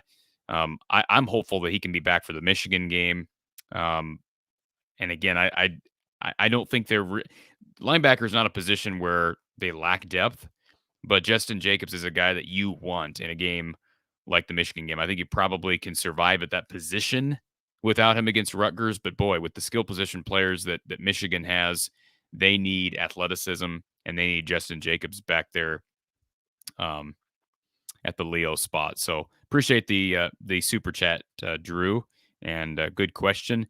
We do have a caller on hold here. Thank you for calling from the Hawkeye of the Storm. It's Hawkeye Hangout. Who's on the line? Hey, Corey, it's Jared Acker. Hey, Jared. It's been a while. How are you, sir? Yeah, it's been a while. Good to hear from you. I love your Hawkeye Hangouts, of course. I do my best, man. Appreciate you calling in. So just a couple questions. I'll keep it brief, of course. But first, I wanted to ask you your thoughts on Scott. I know it's not Iowa related, but Scott Frost's firing. Do you think that was warranted, or what were your thoughts on that? Yeah, I think it was warranted. Yeah. They kept him around much longer than they probably should have. Now, I do think it's funny that they didn't wait until at least October when that buyout went down. But my guess is that was their way of throwing him a bone because of the fact that he did win them a title years ago. But he'll go somewhere and be an offensive coordinator, or maybe he'll go to Alabama and be an analyst for a year or something. But yeah, it just didn't work out there. And I think what's disturbing is the number of close games that they blew. And that's why I had said a couple of weeks ago to Mark Rogers that if that's like the one job that I can think of, and I'm certainly not all encompassing as it relates to my college football knowledge, but that's like the one job that I think of with a coaching struggle, a coaching problem where I would advocate for a change midseason. I mean, most changes, to me, it doesn't make sense to fire a guy in September or October or even November. Let him finish out the year with his guys, see if something happens, because you're not going to get probably a whole lot of productivity from somebody else when you're going through a transition midseason. But with Scott Frost, these teams have been so close week after week. They play down to their opponents. They play up to their opponents. But the commonality is they cannot win close games. They blow leads. And so to me, that just comes back on coaching. There's an issue somewhere in the locker room. I don't know what to pinpoint, but to me, I wouldn't be shocked, Jared. I'm not predicting that Nebraska is going to come out and win the West, but I'm just saying I would not be shocked to see them win some games this year, because if Scott Frost was the problem, and it appears that he was, because he seems to be the common denominator, they changed a lot of guys, not only player personnel, but coaching staff during the offseason. And what they do, they've done the same exact thing this year in 2 of 3 games. So I wouldn't be surprised they start winning some games because they've been close. Yeah, I mean, you talk about a snake bit program. I mean, that's the Nebraska Cornhuskers right now. And it slightly makes me feel more positive about the Hawkeyes based on the offensive woes they've had so far this season, just seeing how the decrepitude of the Cornhuskers. So it's been a little bit bittersweet to see them have those issues. But it doesn't take away from the problems we have with our team, and I have zero faith, and I was amazed to see how they were the last team, 131 ranked offense in college football, which is the amount of teams that there are. So it's just shocking to me, and it's also shocking to me. You interviewed Brian Ferentz. We've seen the accountability, posturing from Brian Ferentz about the offense, and how can you be dead last? I know it's a small sample size of 2 games, but there's got to be somebody holding him accountable, or the offense, or Kirk Ferentz. Somebody has to take control of how bad things have gotten. And I think I speak for a lot of Iowa fans by saying that. Well, yeah, I think you do, Jared. And the idea was this entire time, the idea was that that's the reason why Gary Barta was Brian Ferentz's superior, was for there not to be a conflict of interest. But clearly that's just a slogan, right? It's just a mantra. It doesn't really mean anything when you say, well, he reports to Gary. Okay. I mean, if this was anybody else, I just don't know how he would still be employed here as the offensive coordinator. So you're right. I mean, there isn't accountability has been lacking so far with the coaching staff. And I just it's got to be ultimately, if it's not Kirk, it has to be Gary. And because listen, believe you me, there are going to be donors. I said this last spring. And fans responded with selling out the stadium all year. But there are going to be fans that eventually, especially the big donors, if they start revolting, Gary Barta will have no choice but to do something. But as long as they keep giving the tens of thousands and hundreds of thousands of dollars that they do, I mean, there's no what reason does Iowa have to make a change there? They just don't. Because a lot of those big donors and fans, a lot of those guys are older guys who are devoted to Kirk and to the Hayden era, and so they don't want to see Kirk go. But I just think there is a breaking point at some point, and I think that's probably the point where change is forced. I hope we don't get to that point. I hope that something can be done prior, but that's probably the breaking point. Yeah, absolutely.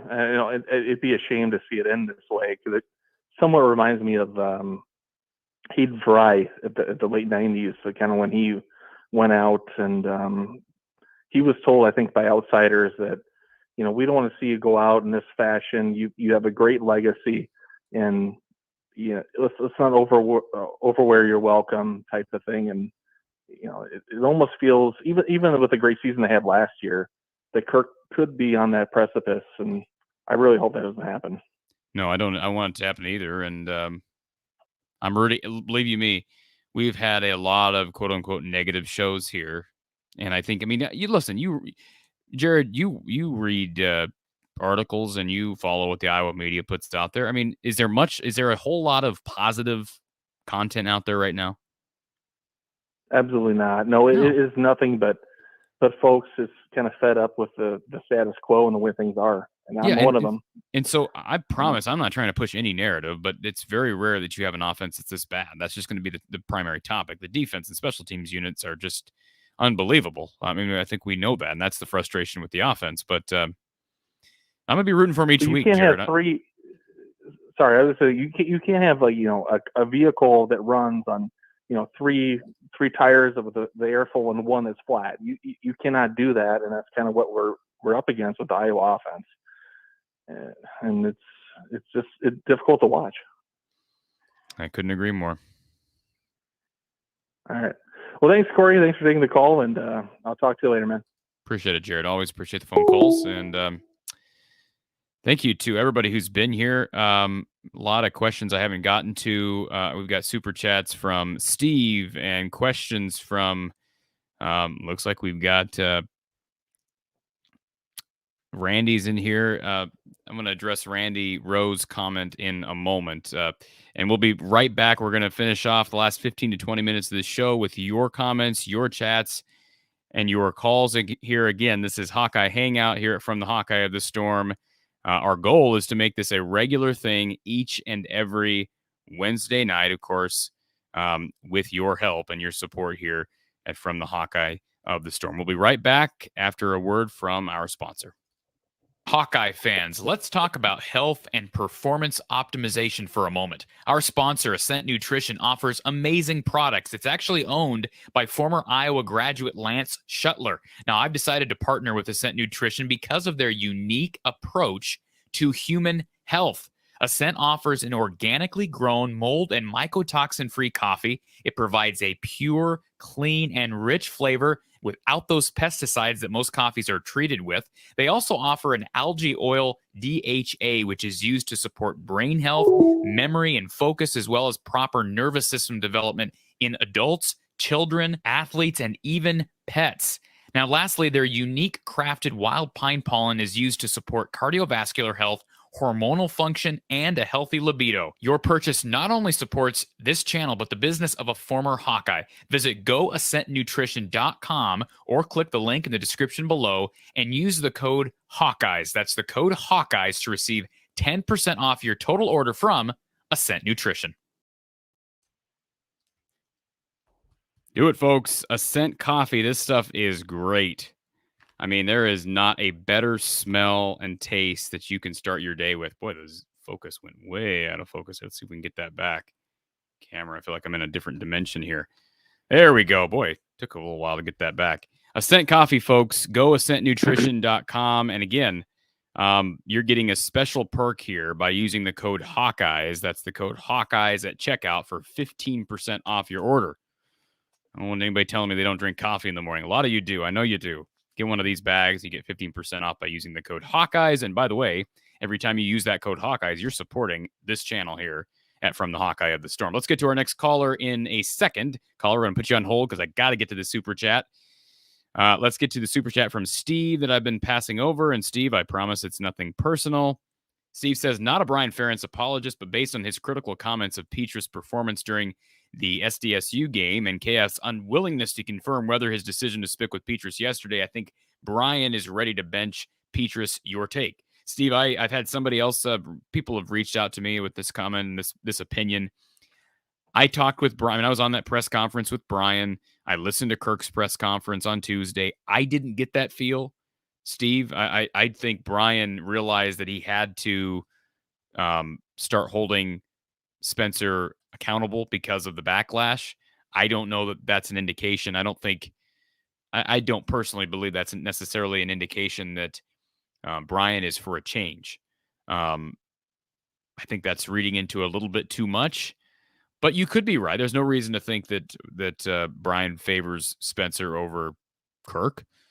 Kirk is definitely taking, I don't want to say the blame, but he's putting it on himself, right? He basically has said, this is my decision. I'm the head coach and I'm making that decision, which in a way makes him sound somewhat pompous. I'm not saying he is, but in a way it does. But I understand where you're coming from with your comments, Steve. Big Ten Ted says, I wonder if Deuce Hogan doesn't transfer to Kentucky if he was talented enough to compete with Petrus Padilla this season, especially with the struggles. Well, let's not forget there was there was a comment that was made by Kirk, and certainly that's not, I don't think that was the only reason why Deuce Hogan transferred to Kentucky, but I do believe that, guys leave. I mean, look at Charlie Jones. I mean, people perceived him as the 4th or 5th best receiver because that's where Iowa had him on their depth chart. Now he's best receiver maybe in the I shouldn't say Big Ten. That's going to be jumping the gun. Sorry, Ohio State fans. Certainly one of the best receivers in the Big Ten based on his numbers through 2 weeks. So, I'd love to see Deuce Hogan get his shot, but that ship has sailed. Danimal says, hey, Corey, just wanted to say I've been a pretty silent supporter on your channel and your Twitter since you started, but go Hawks, love your work. Thank you, Danimal. Appreciate that. Always enjoy. I do really appreciate all the comments, the kind comments. It does help. And Herky Jerky says, I'm sure Kirk went to the portal, but no one wanted to come play for Brian in this offense. And going along with Randy's comment, or excuse me, Herky Jerky's comment, Randy says, Corey, no quarterback interested in the NFL would transfer to Iowa under Brian Ferentz offense. Nobody. So I'm assuming, Randy, that you're an advocate for firing Brian Ferentz. The reason I have brought up the transfer portal situation, Randy, is not because I believe Iowa's in a I want to make that clear because people keep saying that to me. Well, why would anybody want to come here? It's not why I bring it up. I bring it up, Randy, because I have accepted that Kirk Ferentz was not going to fire Brian Ferentz during the offseason. And so what's the next best solution? Bring in a guy that doesn't need to be developed. Bring in a guy who's developed from another school. And although I could think negatively like that no one was ever going to come here, I would rather hear that my coaching staff, the coaching staff of the team that I'm a fan of, is at least trying. And now we've heard recently, Randy, that there have been some attempts that were reported back in the summer and spring. There was one that was reported. I give Sean Callahan credit of rivals. He had reported that Iowa went after Adrian Martinez at one time. I don't know how hard they pursued him, but they did contact him. But Randy, I just don't agree with that line of reason. I understand where you're coming from, but to me, it doesn't excuse not trying. And listen, there are quarterbacks in the portal that were portaling without the option of without the potential to go to the NFL. I mean, I rattled through like 15 on my show yesterday. If you didn't catch it, week 203 of Brada's Branded Thoughts, week 203 right here in the channel. And I went through like 15 quarterbacks. And a lot of those quarterbacks aren't going to end up in the NFL, Randy. And I know all of them probably have the goal of doing so. But, I mean, I don't know why a guy like Connor Bazelak or a guy like, trying to think of maybe a reasonable option. Who did we go through yesterday? I can go through a ton of different guys. Zach Calzada, who's not even playing, I don't think, down at Auburn. I mean, he was recruited by Iowa at one time. Why wouldn't he be interested in going to Iowa and playing as opposed to sitting on the bench at Auburn? But I understand where you're coming from. Iowa's not an attractive place for a quarterback to come. Brian Ferentz certainly doesn't help the cause, given his resume or lack thereof. But I still don't think it excuses not trying. Let's get to our next caller here. Thank you for calling Hawkeye Hangout here from the Hawkeye of the Storm. Who's on the line? Ali. Who is this? Ali. Ali? Yes. Like Muhammad Ali? Yeah, like Muhammad Ali.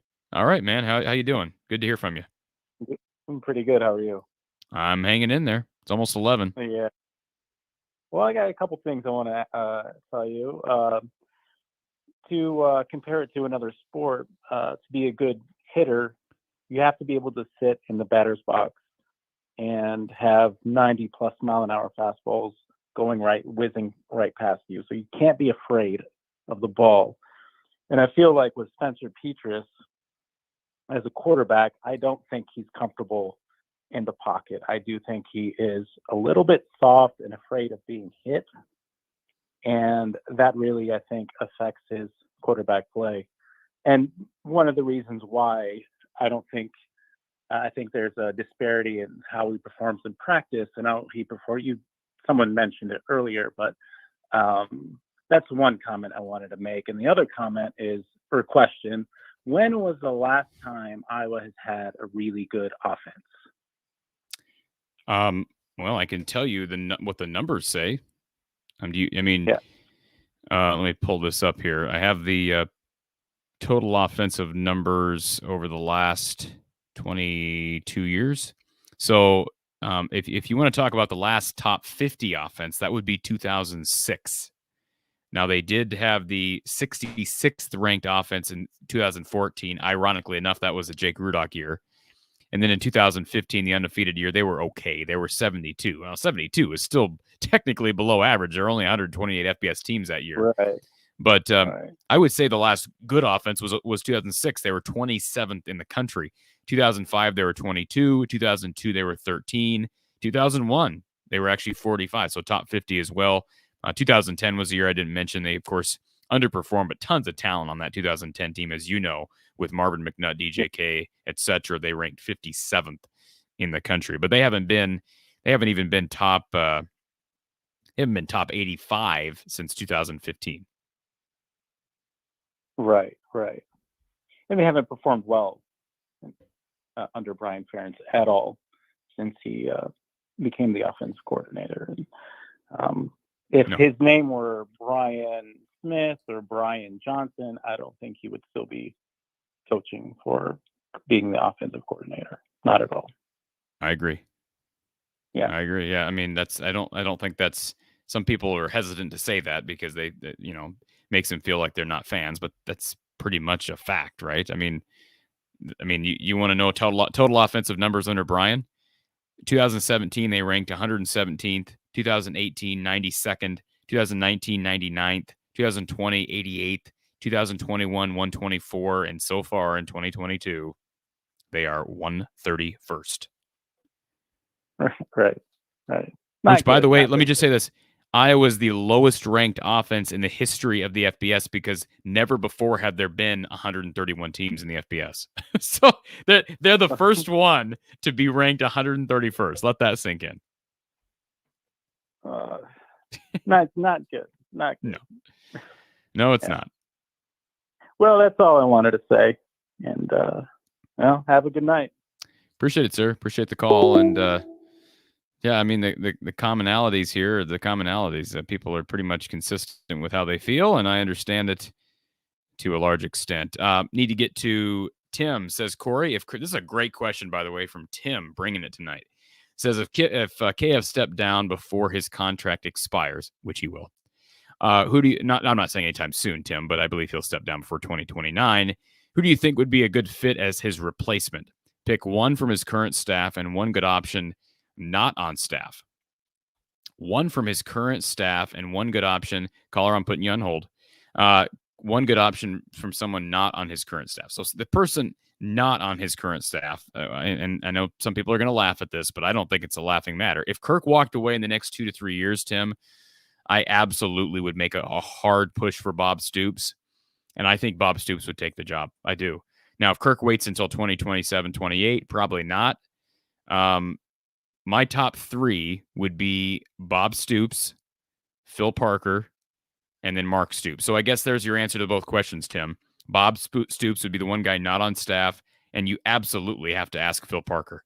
I know people love the trendy pick is LeVar Woods. LeVar Woods has never called plays before, and it's very rare that you're going to get a guy who becomes a head coach who doesn't have experience calling plays.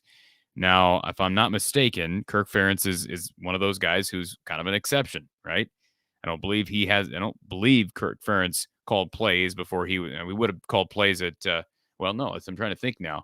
His history in the league, I don't believe he was ever a coordinator. So, yeah, I don't believe he called plays. He went, of course, he went to Maine. So he's kind of an exception on several levels. He's also an exception in being a guy who played on defense and learned the offensive line. But I would say those would be my top options. Bob Stoops, Phil Parker, and then, of course, Mark Stoops would be in the conversation. I think Brett Bielema deserves to be in the conversation. And after number 4, I really don't know who I'd go with. But great question. A great question middle of September. Alex says, does Petrus have a COVID year? Yes, he does. I don't expect him to take that, Alex. I'll be shocked if he uses that here. Maybe he'll transfer out, but I don't expect him to use that COVID year. Justin says, does it get exhausting covering an offense like this? You do such a good job, and I don't know how. Thank you, Justin.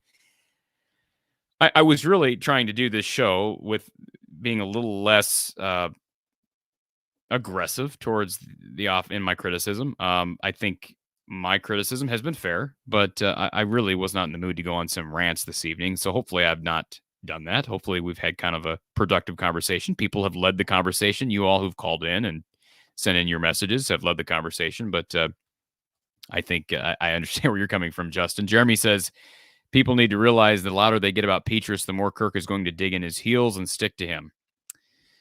It seems that way. I mean, at this point, it seems like every time, Iowa fans make an effort to make their voice heard, even the media, and Kirk just digs in more. Pat says, not only did Hayden have cancer the last couple of years, but his age was a factor in terms of recruiting. And I think the case can be made with Kirk as well. Opposing coaches were were telling recruits that Hayden was probably going to retire soon. Steve, another super chat from Steve Smith. Boy, Steve is promoting the super chat, so I might as well bring up that option to everybody. If you want to donate via super chat, it's very much appreciated. You can also donate by means of Venmo, Cash App, and PayPal. Donate to this channel and the content we're putting out on this channel. Go to the links in the description below. But as Steve has shown, you can donate via super chat. He says, meant to say in the super chat that KF was unwilling to confirm in the press conference that his decision to stick with Petrus was unanimous, although I think Brian Ferentz wants to evolve the offense, but Kirk Ferentz is holding him back. And again, Steve, I don't know that I agree with that. I know Don Patterson has said on the record that he doesn't believe that's the case, that Kirk Ferentz is dictating, play calling to Brian. I think in general, the offense is what Kirk Ferentz wants it to be.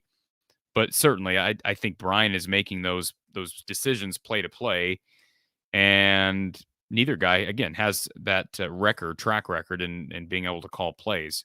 And Brian doesn't have Ken O'Keefe to help him out in the headset this year, so that's a factor. But I don't know that Kirk would have had everybody been in agreement. Steve, I still don't think he would have said in that press conference, "Yeah, we're all in agreement," because I think in his mind that's opening a can of worms to always, it's setting a precedent, right? If you say this time, yeah, we're all in agreement, but next time you're asked the same question and you say, well, I won't answer that, the media is going to assume, well, that must mean they're not in agreement. So I see where you're coming from. I appreciate the super chat, Steve. I don't know that I necessarily agree with it, but I understand where you're coming from. All right, we've got callers calling in, and we've got about 5 minutes left in the show, so let's see if we can get to these callers rapid fire style. Let's get to our next one here. Thank you for calling Hawkeye Hangout here from the Hawkeye of the Storm. Who's on the line?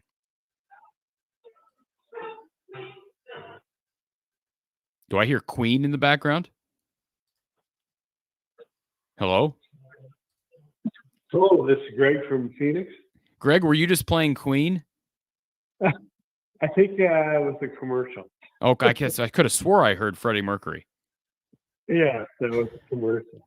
How are you, Well, Greg? you know what's funny is I'm wondering, do you have any stats on yards after catch for Iowa? Because their offense is so bad. I'm thinking they have to have the worst yards after catch. That's a great number. I don't have that stat handy. I don't know if that's even available in the official stats from the university releases. I could look that up after the show, but that's a good question. Not having Keegan Johnson hurts that. Honestly, I wish Iowa could get Arlen Bruce more involved because, as you know, he's pretty good after the catch, but they've had problems just getting guys like Arlen Bruce the ball. Yeah, and I just I don't know if you saw that Iowa State game when he had that ball batted down. I can't remember what quarter that was, but they had a shot from the sideline, and that was a pick six if that didn't get batted down. So yeah, I'm just not confident in the quarterback position.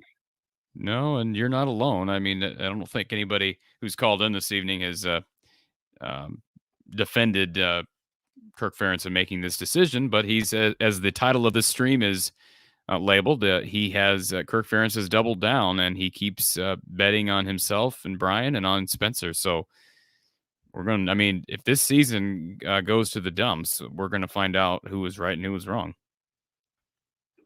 Well, I appreciate your show. You're doing a good job, and carry on. Appreciate it, Greg. Thanks for the call tonight. Have a great night. You too. Appreciate the call from Greg. And I believe we've got another caller on the line. Thank you for calling from the Hawkeye of the Storm. Who's on the line?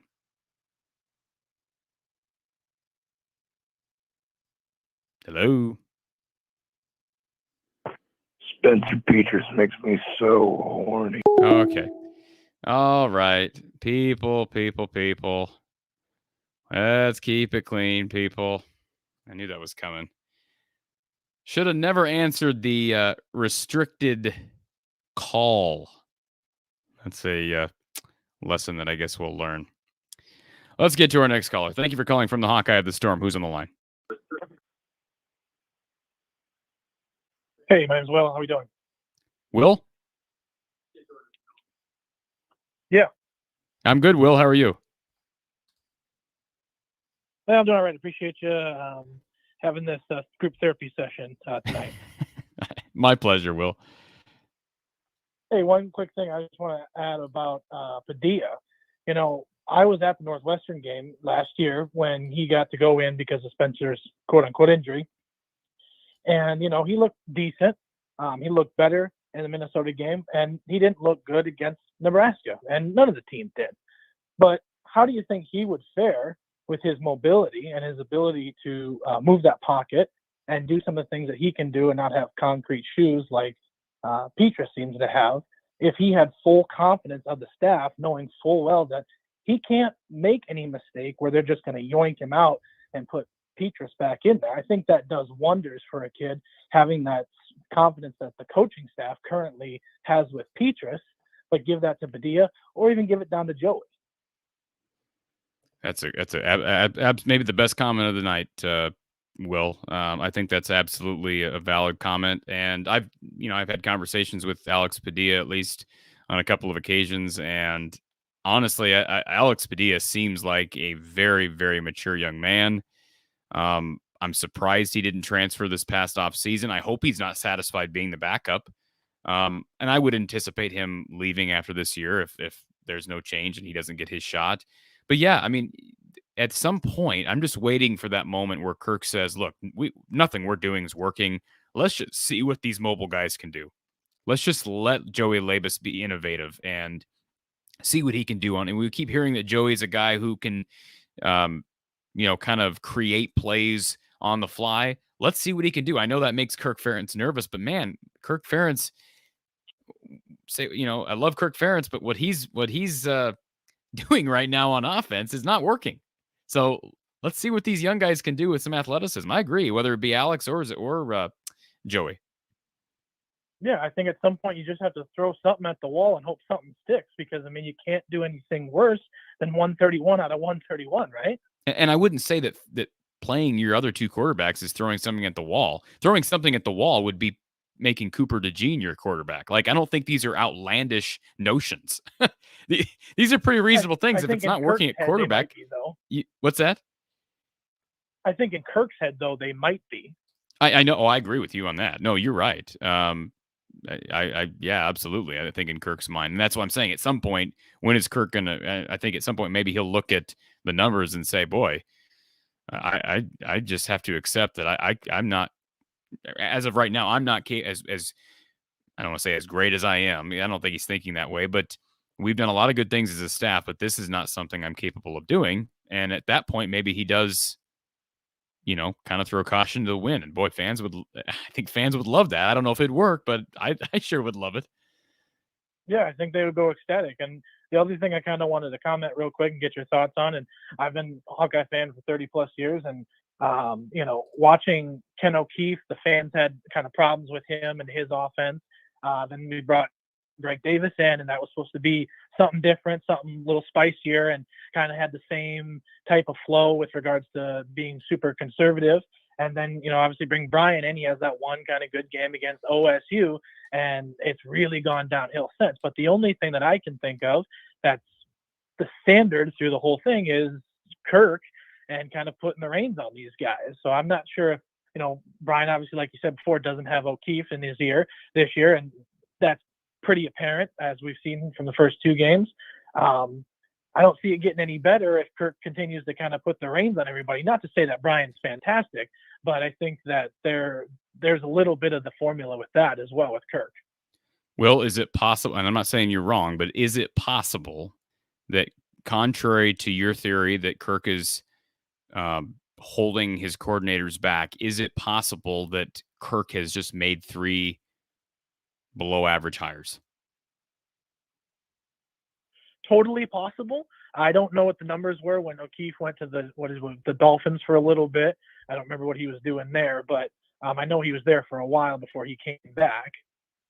Well, in his defense, Will, I mean, I read these numbers earlier. Ken O'Keefe had some good offenses here. 2002 was exceptional. They were 13th in the country in total offense. 2005, they were 22nd. 2006, they were 27th. 2008, they were 53rd. 2010, they were 57th. Those are at least decent to sometimes very good numbers. So I get what you're saying, and I don't necessarily disagree, because I think there's some reasonableness and validity to what you're saying. But I also think it's possible that you could say, especially with the Brian hire, that clearly was just not a good hire or promotion, and that hire was not based off resume. Greg Davis was towards the end of his career. Now, he had done good things at Texas, but he was towards the tail end of his career. Was that the right move at that time, or was it mainly just laying the foundation for Brian? I think that the argument could be made. If Iowa wanted to go out and hire an offensive mind, I think they could do that. I think there's enough. Certainly, the athletic department has the money to hire. I mean, I mentioned Randy Hedberg. Randy Hedberg was making, I think he's making less than $200,000 a year up at North Dakota State, and he's producing NFL quarterbacks. They could get him here, and he'd probably take, I'm not speaking for Randy, but he'd probably take a $300 a year deal to coach here. I mean, heck, they were paying Ken O'Keefe almost $700 a year to coach quarterbacks. Get Randy up here, have him coach the passing game, have him coach quarterbacks. And guess what? You can keep Brian as the offensive coordinator. Nobody has to know the difference. But guess what? You're going to have an offensive mind, a guy who understands the quarterback position, a guy who understands a pro-style offense with a passing game, who's actually calling the shots behind the scenes. I think that's the frustration for me, is because they've had opportunities to hire offensive-minded guys. I guess last question then would be, what would your thoughts be about the Hawkeyes bringing in somebody like Scott Frost, who obviously just been let go from Nebraska, as an offensive-minded person? Because we saw what he did kind of with UCF. We see that he gets his playmakers the ball with regards to Nebraska's offense. Obviously, he's just not really cutting it for head coach, especially not in the Big Ten. And I'll leave you with that one. Well, we'll know.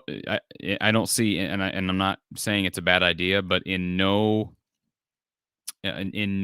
reasonable hemisphere do I envision a scenario where Kirk goes into business with Scott Frost. I don't think those guys could get along. I don't think Kirk Ferentz views Scott Frost very positively. And to me, their personalities are just polar opposites. I agree that from an offensive mind standpoint, he might be a good candidate, but I just don't think I don't think that. But I mean, Scott, you don't got to limit it to, if we're going to hire somebody just out of the blue, there's a lot of, minds out there. It doesn't have to be Randy Hegberg or Scott Frost. I mean, there's a lot of guys out there that I think could help. I think there's a lot of guys who could give you an upgrade. And I think there's also substance when people say the offense doesn't have to be great. It just has to be decent to average. That's true, man. There's some substance to that. I mean, it doesn't have to be great. And so do you have to hire, Tom Herman? Probably not. You can probably get away with a guy who at least puts you back up. Like if you could get Ken O'Keefe from the mid 2000s with Phil Parker. I mean, listen, Iowa's defense was good back in the early 2000s. It's better now with Phil. If they had this Phil Parker defense and special teams with LeVar Woods, and you add in like a 2002 offense, this team is not only a Big Ten championship team, this team is a college football playoff contending team. I believe that. 100%. 100%. I think you have an elite generational defense and an elite special teams, and that's why it's just so depressing. And so obviously you see the fans get so worked up and angry about, how poor, just very terrible the offense is. Because if they were just average, we would be, just like you said, we would be contending for Big Ten West, Big Ten championship, talking about CFP. And I think that's the thing, is this is going to be one of those what if scenarios again, or what could have been type of things. Yeah. I mean, it's that you hit the nail on the head. That is why fans are frustrated, right? What you just said, because it's not a matter of not appreciating what you have. It's understanding how close you are to being elite. And yeah, it's you're right. Well, I appreciate you taking the call, and again, I appreciate your group therapy session. So Thank you, sir. Have a great night. Appreciate you calling. Thank you. Great calls tonight, folks. And I want to get to went a few minutes over what I intended. I'm going to fast fire these rapid fire questions here. Will Nico and Keegan play on Saturday? I believe Nico probably will. I know he was cleared. I reported that on Monday. Kirk confirmed that on Tuesday. I think he'll probably play. How much? We'll wait and see. I doubt Keegan plays, but it sounds like, you hope he's getting close. If he get back for Big Ten play, that'd be huge. Chase says, I think you should encourage the paid super chats. People are shy, who are shy to talk over the phone, would donate to have their comment moved to the top and answered. Thank you, Chase. I appreciate that. I should probably promote a lot more things than I do. Yes, if you want to donate to the cause, you can certainly do so by means of a super chat or in the links, or by the links in the description below. If you want to help this channel and help the cause here. Arlen Bruce III. If you don't know who that is, I can't help you. Arlen Bruce III is in our chat. He says, I think this is a great test for the young players to come together and figure out who they are and want to become by their junior and senior years. The Big Ten Conference is phenomenal. Earn your scholarship. Great words from Arlen Bruce, who was Arlen Bruce III, terrific college player in his own right. We'll get to our final caller of the night. I have to cut the line off at this final caller. Put you on hold. We'll come right back. But again, thank you, Arlen, for the Arlen Senior for the comment there. Eric says, what would it take to see a QB change in game or after the game? A loss, a close win, a similar performance to the first 2 weeks, or is Petrus the starter the rest of the year regardless? I really don't have an answer anymore, Eric. I thought they'd make a change at halftime of this past game, and they didn't. Certainly, if you lose to Nevada, and Spencer's a big part of that, I think you see a change. I just don't. I wish I had a better answer for you, Eric. I'm tired of trying to predict Kirk's mindset as it relates to the quarterback position. Ryan says, will Iowa finish better than 5-7? I would say yes, Ryan. I would say there's a greater chance of 6-6 than there is 5-7, but never say never. That schedule's a beast. Linda, are we headed the way of Nebraska? Let's not jump the gun. Iowa still has tremendous stability. They've got cachet with LeVar Woods and Phil Parker. The changes aren't. I don't think you need outlandish changes, Linda, to get to a point where we were just talking with Will about, to a point where you could potentially be elite. Iowa's nowhere close to being what Nebraska is. But I will say, if changes aren't made, anything's possible in this conference. You can say what you want about the Western Division. Illinois is better now than they were with Brett Bielema at the helm. I think Nebraska's going to get better. I doubt they swing and miss again, in their hiring process. So, never say never, Linda. But as of right now, no, they're not in that conversation. Derek, is it just me, or does it seem like multi-year starting quarterbacks at Iowa seem to regress the longer they are there? I think there's some substance to that. Ricky Stanzi was a guy whose stats improved in 2010, but the team was better in 2009. I thought Nate Stanley was terrific in 17 and didn't see a whole lot of improvement in 18 and 19. I think more so than regressing, Derek, I think Iowa quarterbacks plateau, and maybe there's a bit of that. I don't want to say because again, I'm going to use the word regressing, but normalizing your quarterbacks at Iowa. There's a lot of normalizing, and I think sometimes that takes away some of the best. That'd be my one criticism, not my one criticism of Iowa and the quarterback position, but one of my bigger criticisms is I think the Iowa way sometimes normalizes athletes like Nate Stanley and even a Ricky Stanzi who. Those guys had their faults, and Nate Stanley wasn't the most accurate, didn't always have the best deep ball. Ricky Stanzi could make I think of the Indiana game in 2009, he throws 5 picks and then he leads them to a comeback, a bit erratic at times. But normalizing your guys, I think, takes away a degree of upside. So I think there's more of a plateau effect with Iowa quarterbacks than anything, Derek, and that's not good. Blake says, what would AJ Derby have been if given a chance? That's a great question. I believe he made a career over at Arkansas as a tight end. I think he went to the league and played for a while. But he's a heck of an athlete at, was he Iowa City High? I believe it was Iowa City High. But yeah, no, it would have been interesting to see what an athlete like AJ Derby. He's another one that Iowa had. He was there, and I'm not saying that's evaluation or development, or maybe that's on AJ Derby. I know he had some legal issues, right? There's an incident with the school, a bus, if I'm not mistaken. I won't speculate further. I have to go back and read that story. But heck of an athlete from the state of Iowa. Andy says, with so many scholarship wideouts injured, why aren't we using athletes like Wampa on offense? Surely he'd be able to do something, right? Well, I did talk to somebody the other day, and I think that position change is hard mid-season, Andy, and I think it's frustrating. I get fans who are frustrated seeing Wampa and his red shirt being burned on special teams. But I'd like to think he'll get involved more as the season goes on. But I had somebody who very knowledgeable in football make a comment to me the other day, like, why not just run a play or two with Xavier Wampa deep where you throw him a jump ball? I mean, Iowa hasn't had any plays over 30 yards all year. And I can count on one hand how many plays they've had over 15 yards. So I agree with you to an extent. I don't think you need a full-on position change. But again, like I said about Joey Labus earlier, have a few plays in ready for him during a game like Nevada and see what you can do. Maybe not against Nevada. Maybe you want to save that for a Michigan, but something unique. Boy, they need to be exercising every single option that's available. Eric says your Queen comment reminded me of when you got rickrolled a few months back. Did you realize you got rickrolled? I had never heard of rickrolling, Eric, before that happened. I do remember getting rickrolled. Yes, someone rickrolled me. I understand. I'm not proud of it, but they did rickroll me, and I enjoyed it. Lemansky says, appreciate the super chat from Lemansky. Iowa pride equals Kinnick 2022 Kinnick sellouts. Thank you, season ticket holders.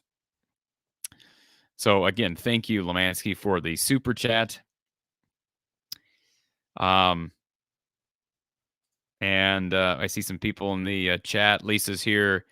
I know this has been a frustrating few weeks. I just wanted to send out some extra love to Hawkeye Nation. Thank you, Lisa, and appreciate you being here and the as a part of the show. And again, I've tried to stay somewhat positive. I know that fans, this is a fan-led Wednesday night show, so I'm perfectly fine with that. But I was not going to come on here and rant. I don't think we've had enough of that. Blake says, do we have do we even have the offensive personnel to be average if we change coordinators right now? Well, fair point. I think the wide receiver room is hurting, especially with injuries, and the quarterback room is too. But I'd like to think that you can at least be slightly below average, Blake. That's a good question. Let me see if I missed. I know I missed some comments, so if I did, I apologize. Please don't take it personally. I'm trying to sort through a number of comments here, and it's not like I have a producer here doing this for me. So I do appreciate everybody being here. And Eric, thank you for this. Thank you for the kind words. And Hawkeye Howard. We'll end it with Hawkeye Howard, who's been here since basically the beginning of the show. Let's take our final call of the night, and then we'll wind this thing down. Thank you for calling Hawkeye Hangout here from the Hawkeye of the Storm. Who's on the line? Okay. Hello? Hello? Yes, thank you for calling. You're on the air. Hi, this is Terry from Clinton. Hey, Terry. And I was just wondering, I watched the game Saturday night, and I was really disappointed, or Saturday afternoon. Yep. Linemen, they couldn't block anybody. They couldn't open the lane for a running back. Spencer's throwing off his back foot. He's throwing it in the ground. He's 4 feet over the receiver or tight end's head. And he's probably thinking the whole time that Kirk's don't make any mistakes. We want you to be a game manager. We don't want you to throw an interception. We don't want you to lose yards. And I think all this stuff goes through their heads, and they just freeze up. That's just my opinion. You could very well be right, and I've talked about I talked about it during our postgame show on Saturday with Coach Patterson that I would not be surprised. I mean, we keep hearing about how good Spencer Petras is in practice, and his fundamentals look good when we, you watch little clips from practice. I saw him at Kids Day, and I thought he looked pretty good. I got to ask you, sir, did you get a chance to go to the open scrimmage in mid-August? No, I did not. He looked pretty good. I mean, he looked the best of the three, but there is some, I agree with you. To me, my common sense would tell you something mental's going on. Something's not clicking when the lights come on. And I sympathize with Spencer. I doubt he's trying to suck, right? Here's the thing. Spencer should look good in practice. He's had 5 years of practice. Well, 4 years, but yes. Well, four, I guess. But, so he looks good. And I think Corey said it before. You can look good in practice, but not look good in the game. Right. Yeah. I mean, that's why I say lights come on. Mentally, are you ready to go? And something's not right. And I totally agree with you. And there is such a thing as a gamer. There's one other thing I'm surprised they maybe haven't tried to do, and that is go a little more up-tempo. Don't give him time to think. Yeah, I mean that's a good point. People have brought that up, but the up tempo at times has worked, and 5 to 7 yards, and yeah, there's a number of things that Kirk has went away from over the years that I'm not sure why. Like they went over, back in 2017 and 18, they ran quite a few trick plays on special teams. Then all of a sudden in 2019, they just kind of threw that away. And I don't know why. It was working. So I don't really know why they end up kind of returning to the standard quota, if you will. But I agree with you. I think up tempo is there's a variety of ways that you could reason, variety of things that you could do that perhaps jolts this offense into something better than what it is right now. And it needs something. It's not a matter of just getting Nico Reganey back. Well, the thing is, if you can get up tempo, even if it's 5 to 7 yards, and you're consistently making, for the most part, 5 to 7 yards every pass, you'll get in a rhythm. You'll get comfortable. Yeah, I understand your point. And if you do the 3-step drop and pass, you're not going to give the defense enough time to come in and tackle you. Yeah, I see where you're coming from, sir. But Kirk he's stubborn, and Kirk's going to do what Kirk wants. And I mean, people give him advice, but I think Kirk is just stuck in his ways. I think he's kind of got that definition of insanity. Keep doing the same thing over and over and over again and expect the same or a different result, I should say. Well, maybe maybe that will change eventually. And, the other thing is, if they keep falling flat in their face, the media just needs to keep asking him hardball questions. Yeah, I agree. And Barda, he probably won't say anything to Kirk. I mean, as long as everything's going good and monies are going in the coffers, why? I just think Kirk, I just wonder, I know his contract goes till 29, I believe. Yeah. 27, 29. Yeah. And the buyout is massive. They're not firing Kirk Ferentz. But I think if he has too many more seasons like this, he may actually think about retiring early. Well, yeah, I mean, I wouldn't disagree with that either.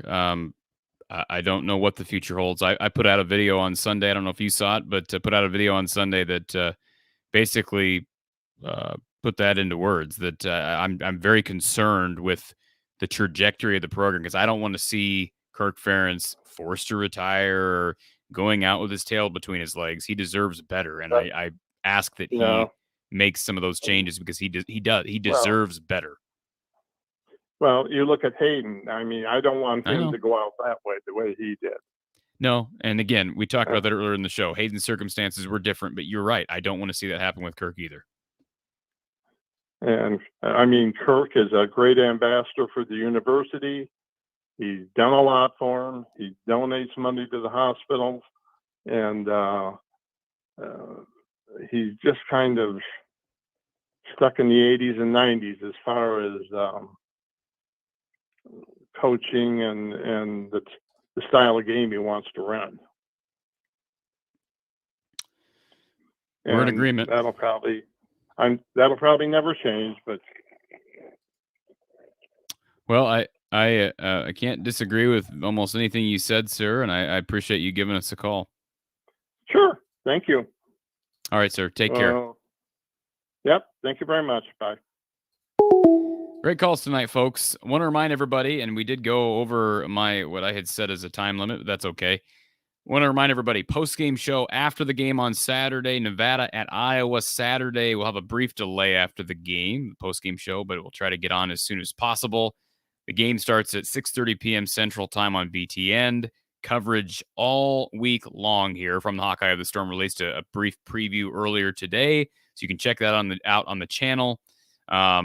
We'll have Iowa post-game from the Hawkeye of the Storm, myself, Corey Brada, with you, taking your calls and chats in reaction to hopefully an Iowa victory over the Wolfpack Saturday night. And then Sunday night, it's Iowa post-game with Coach Don Patterson.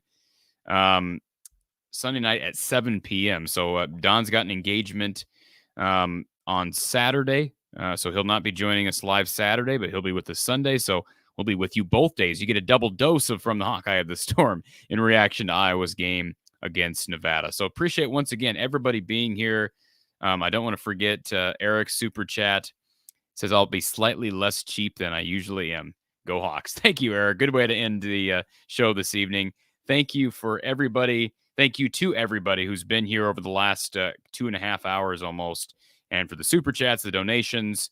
And again, this Saturday, we'll be with you following the Iowa-Nevada game right here from the Hawkeye of the Storm. Have a great night.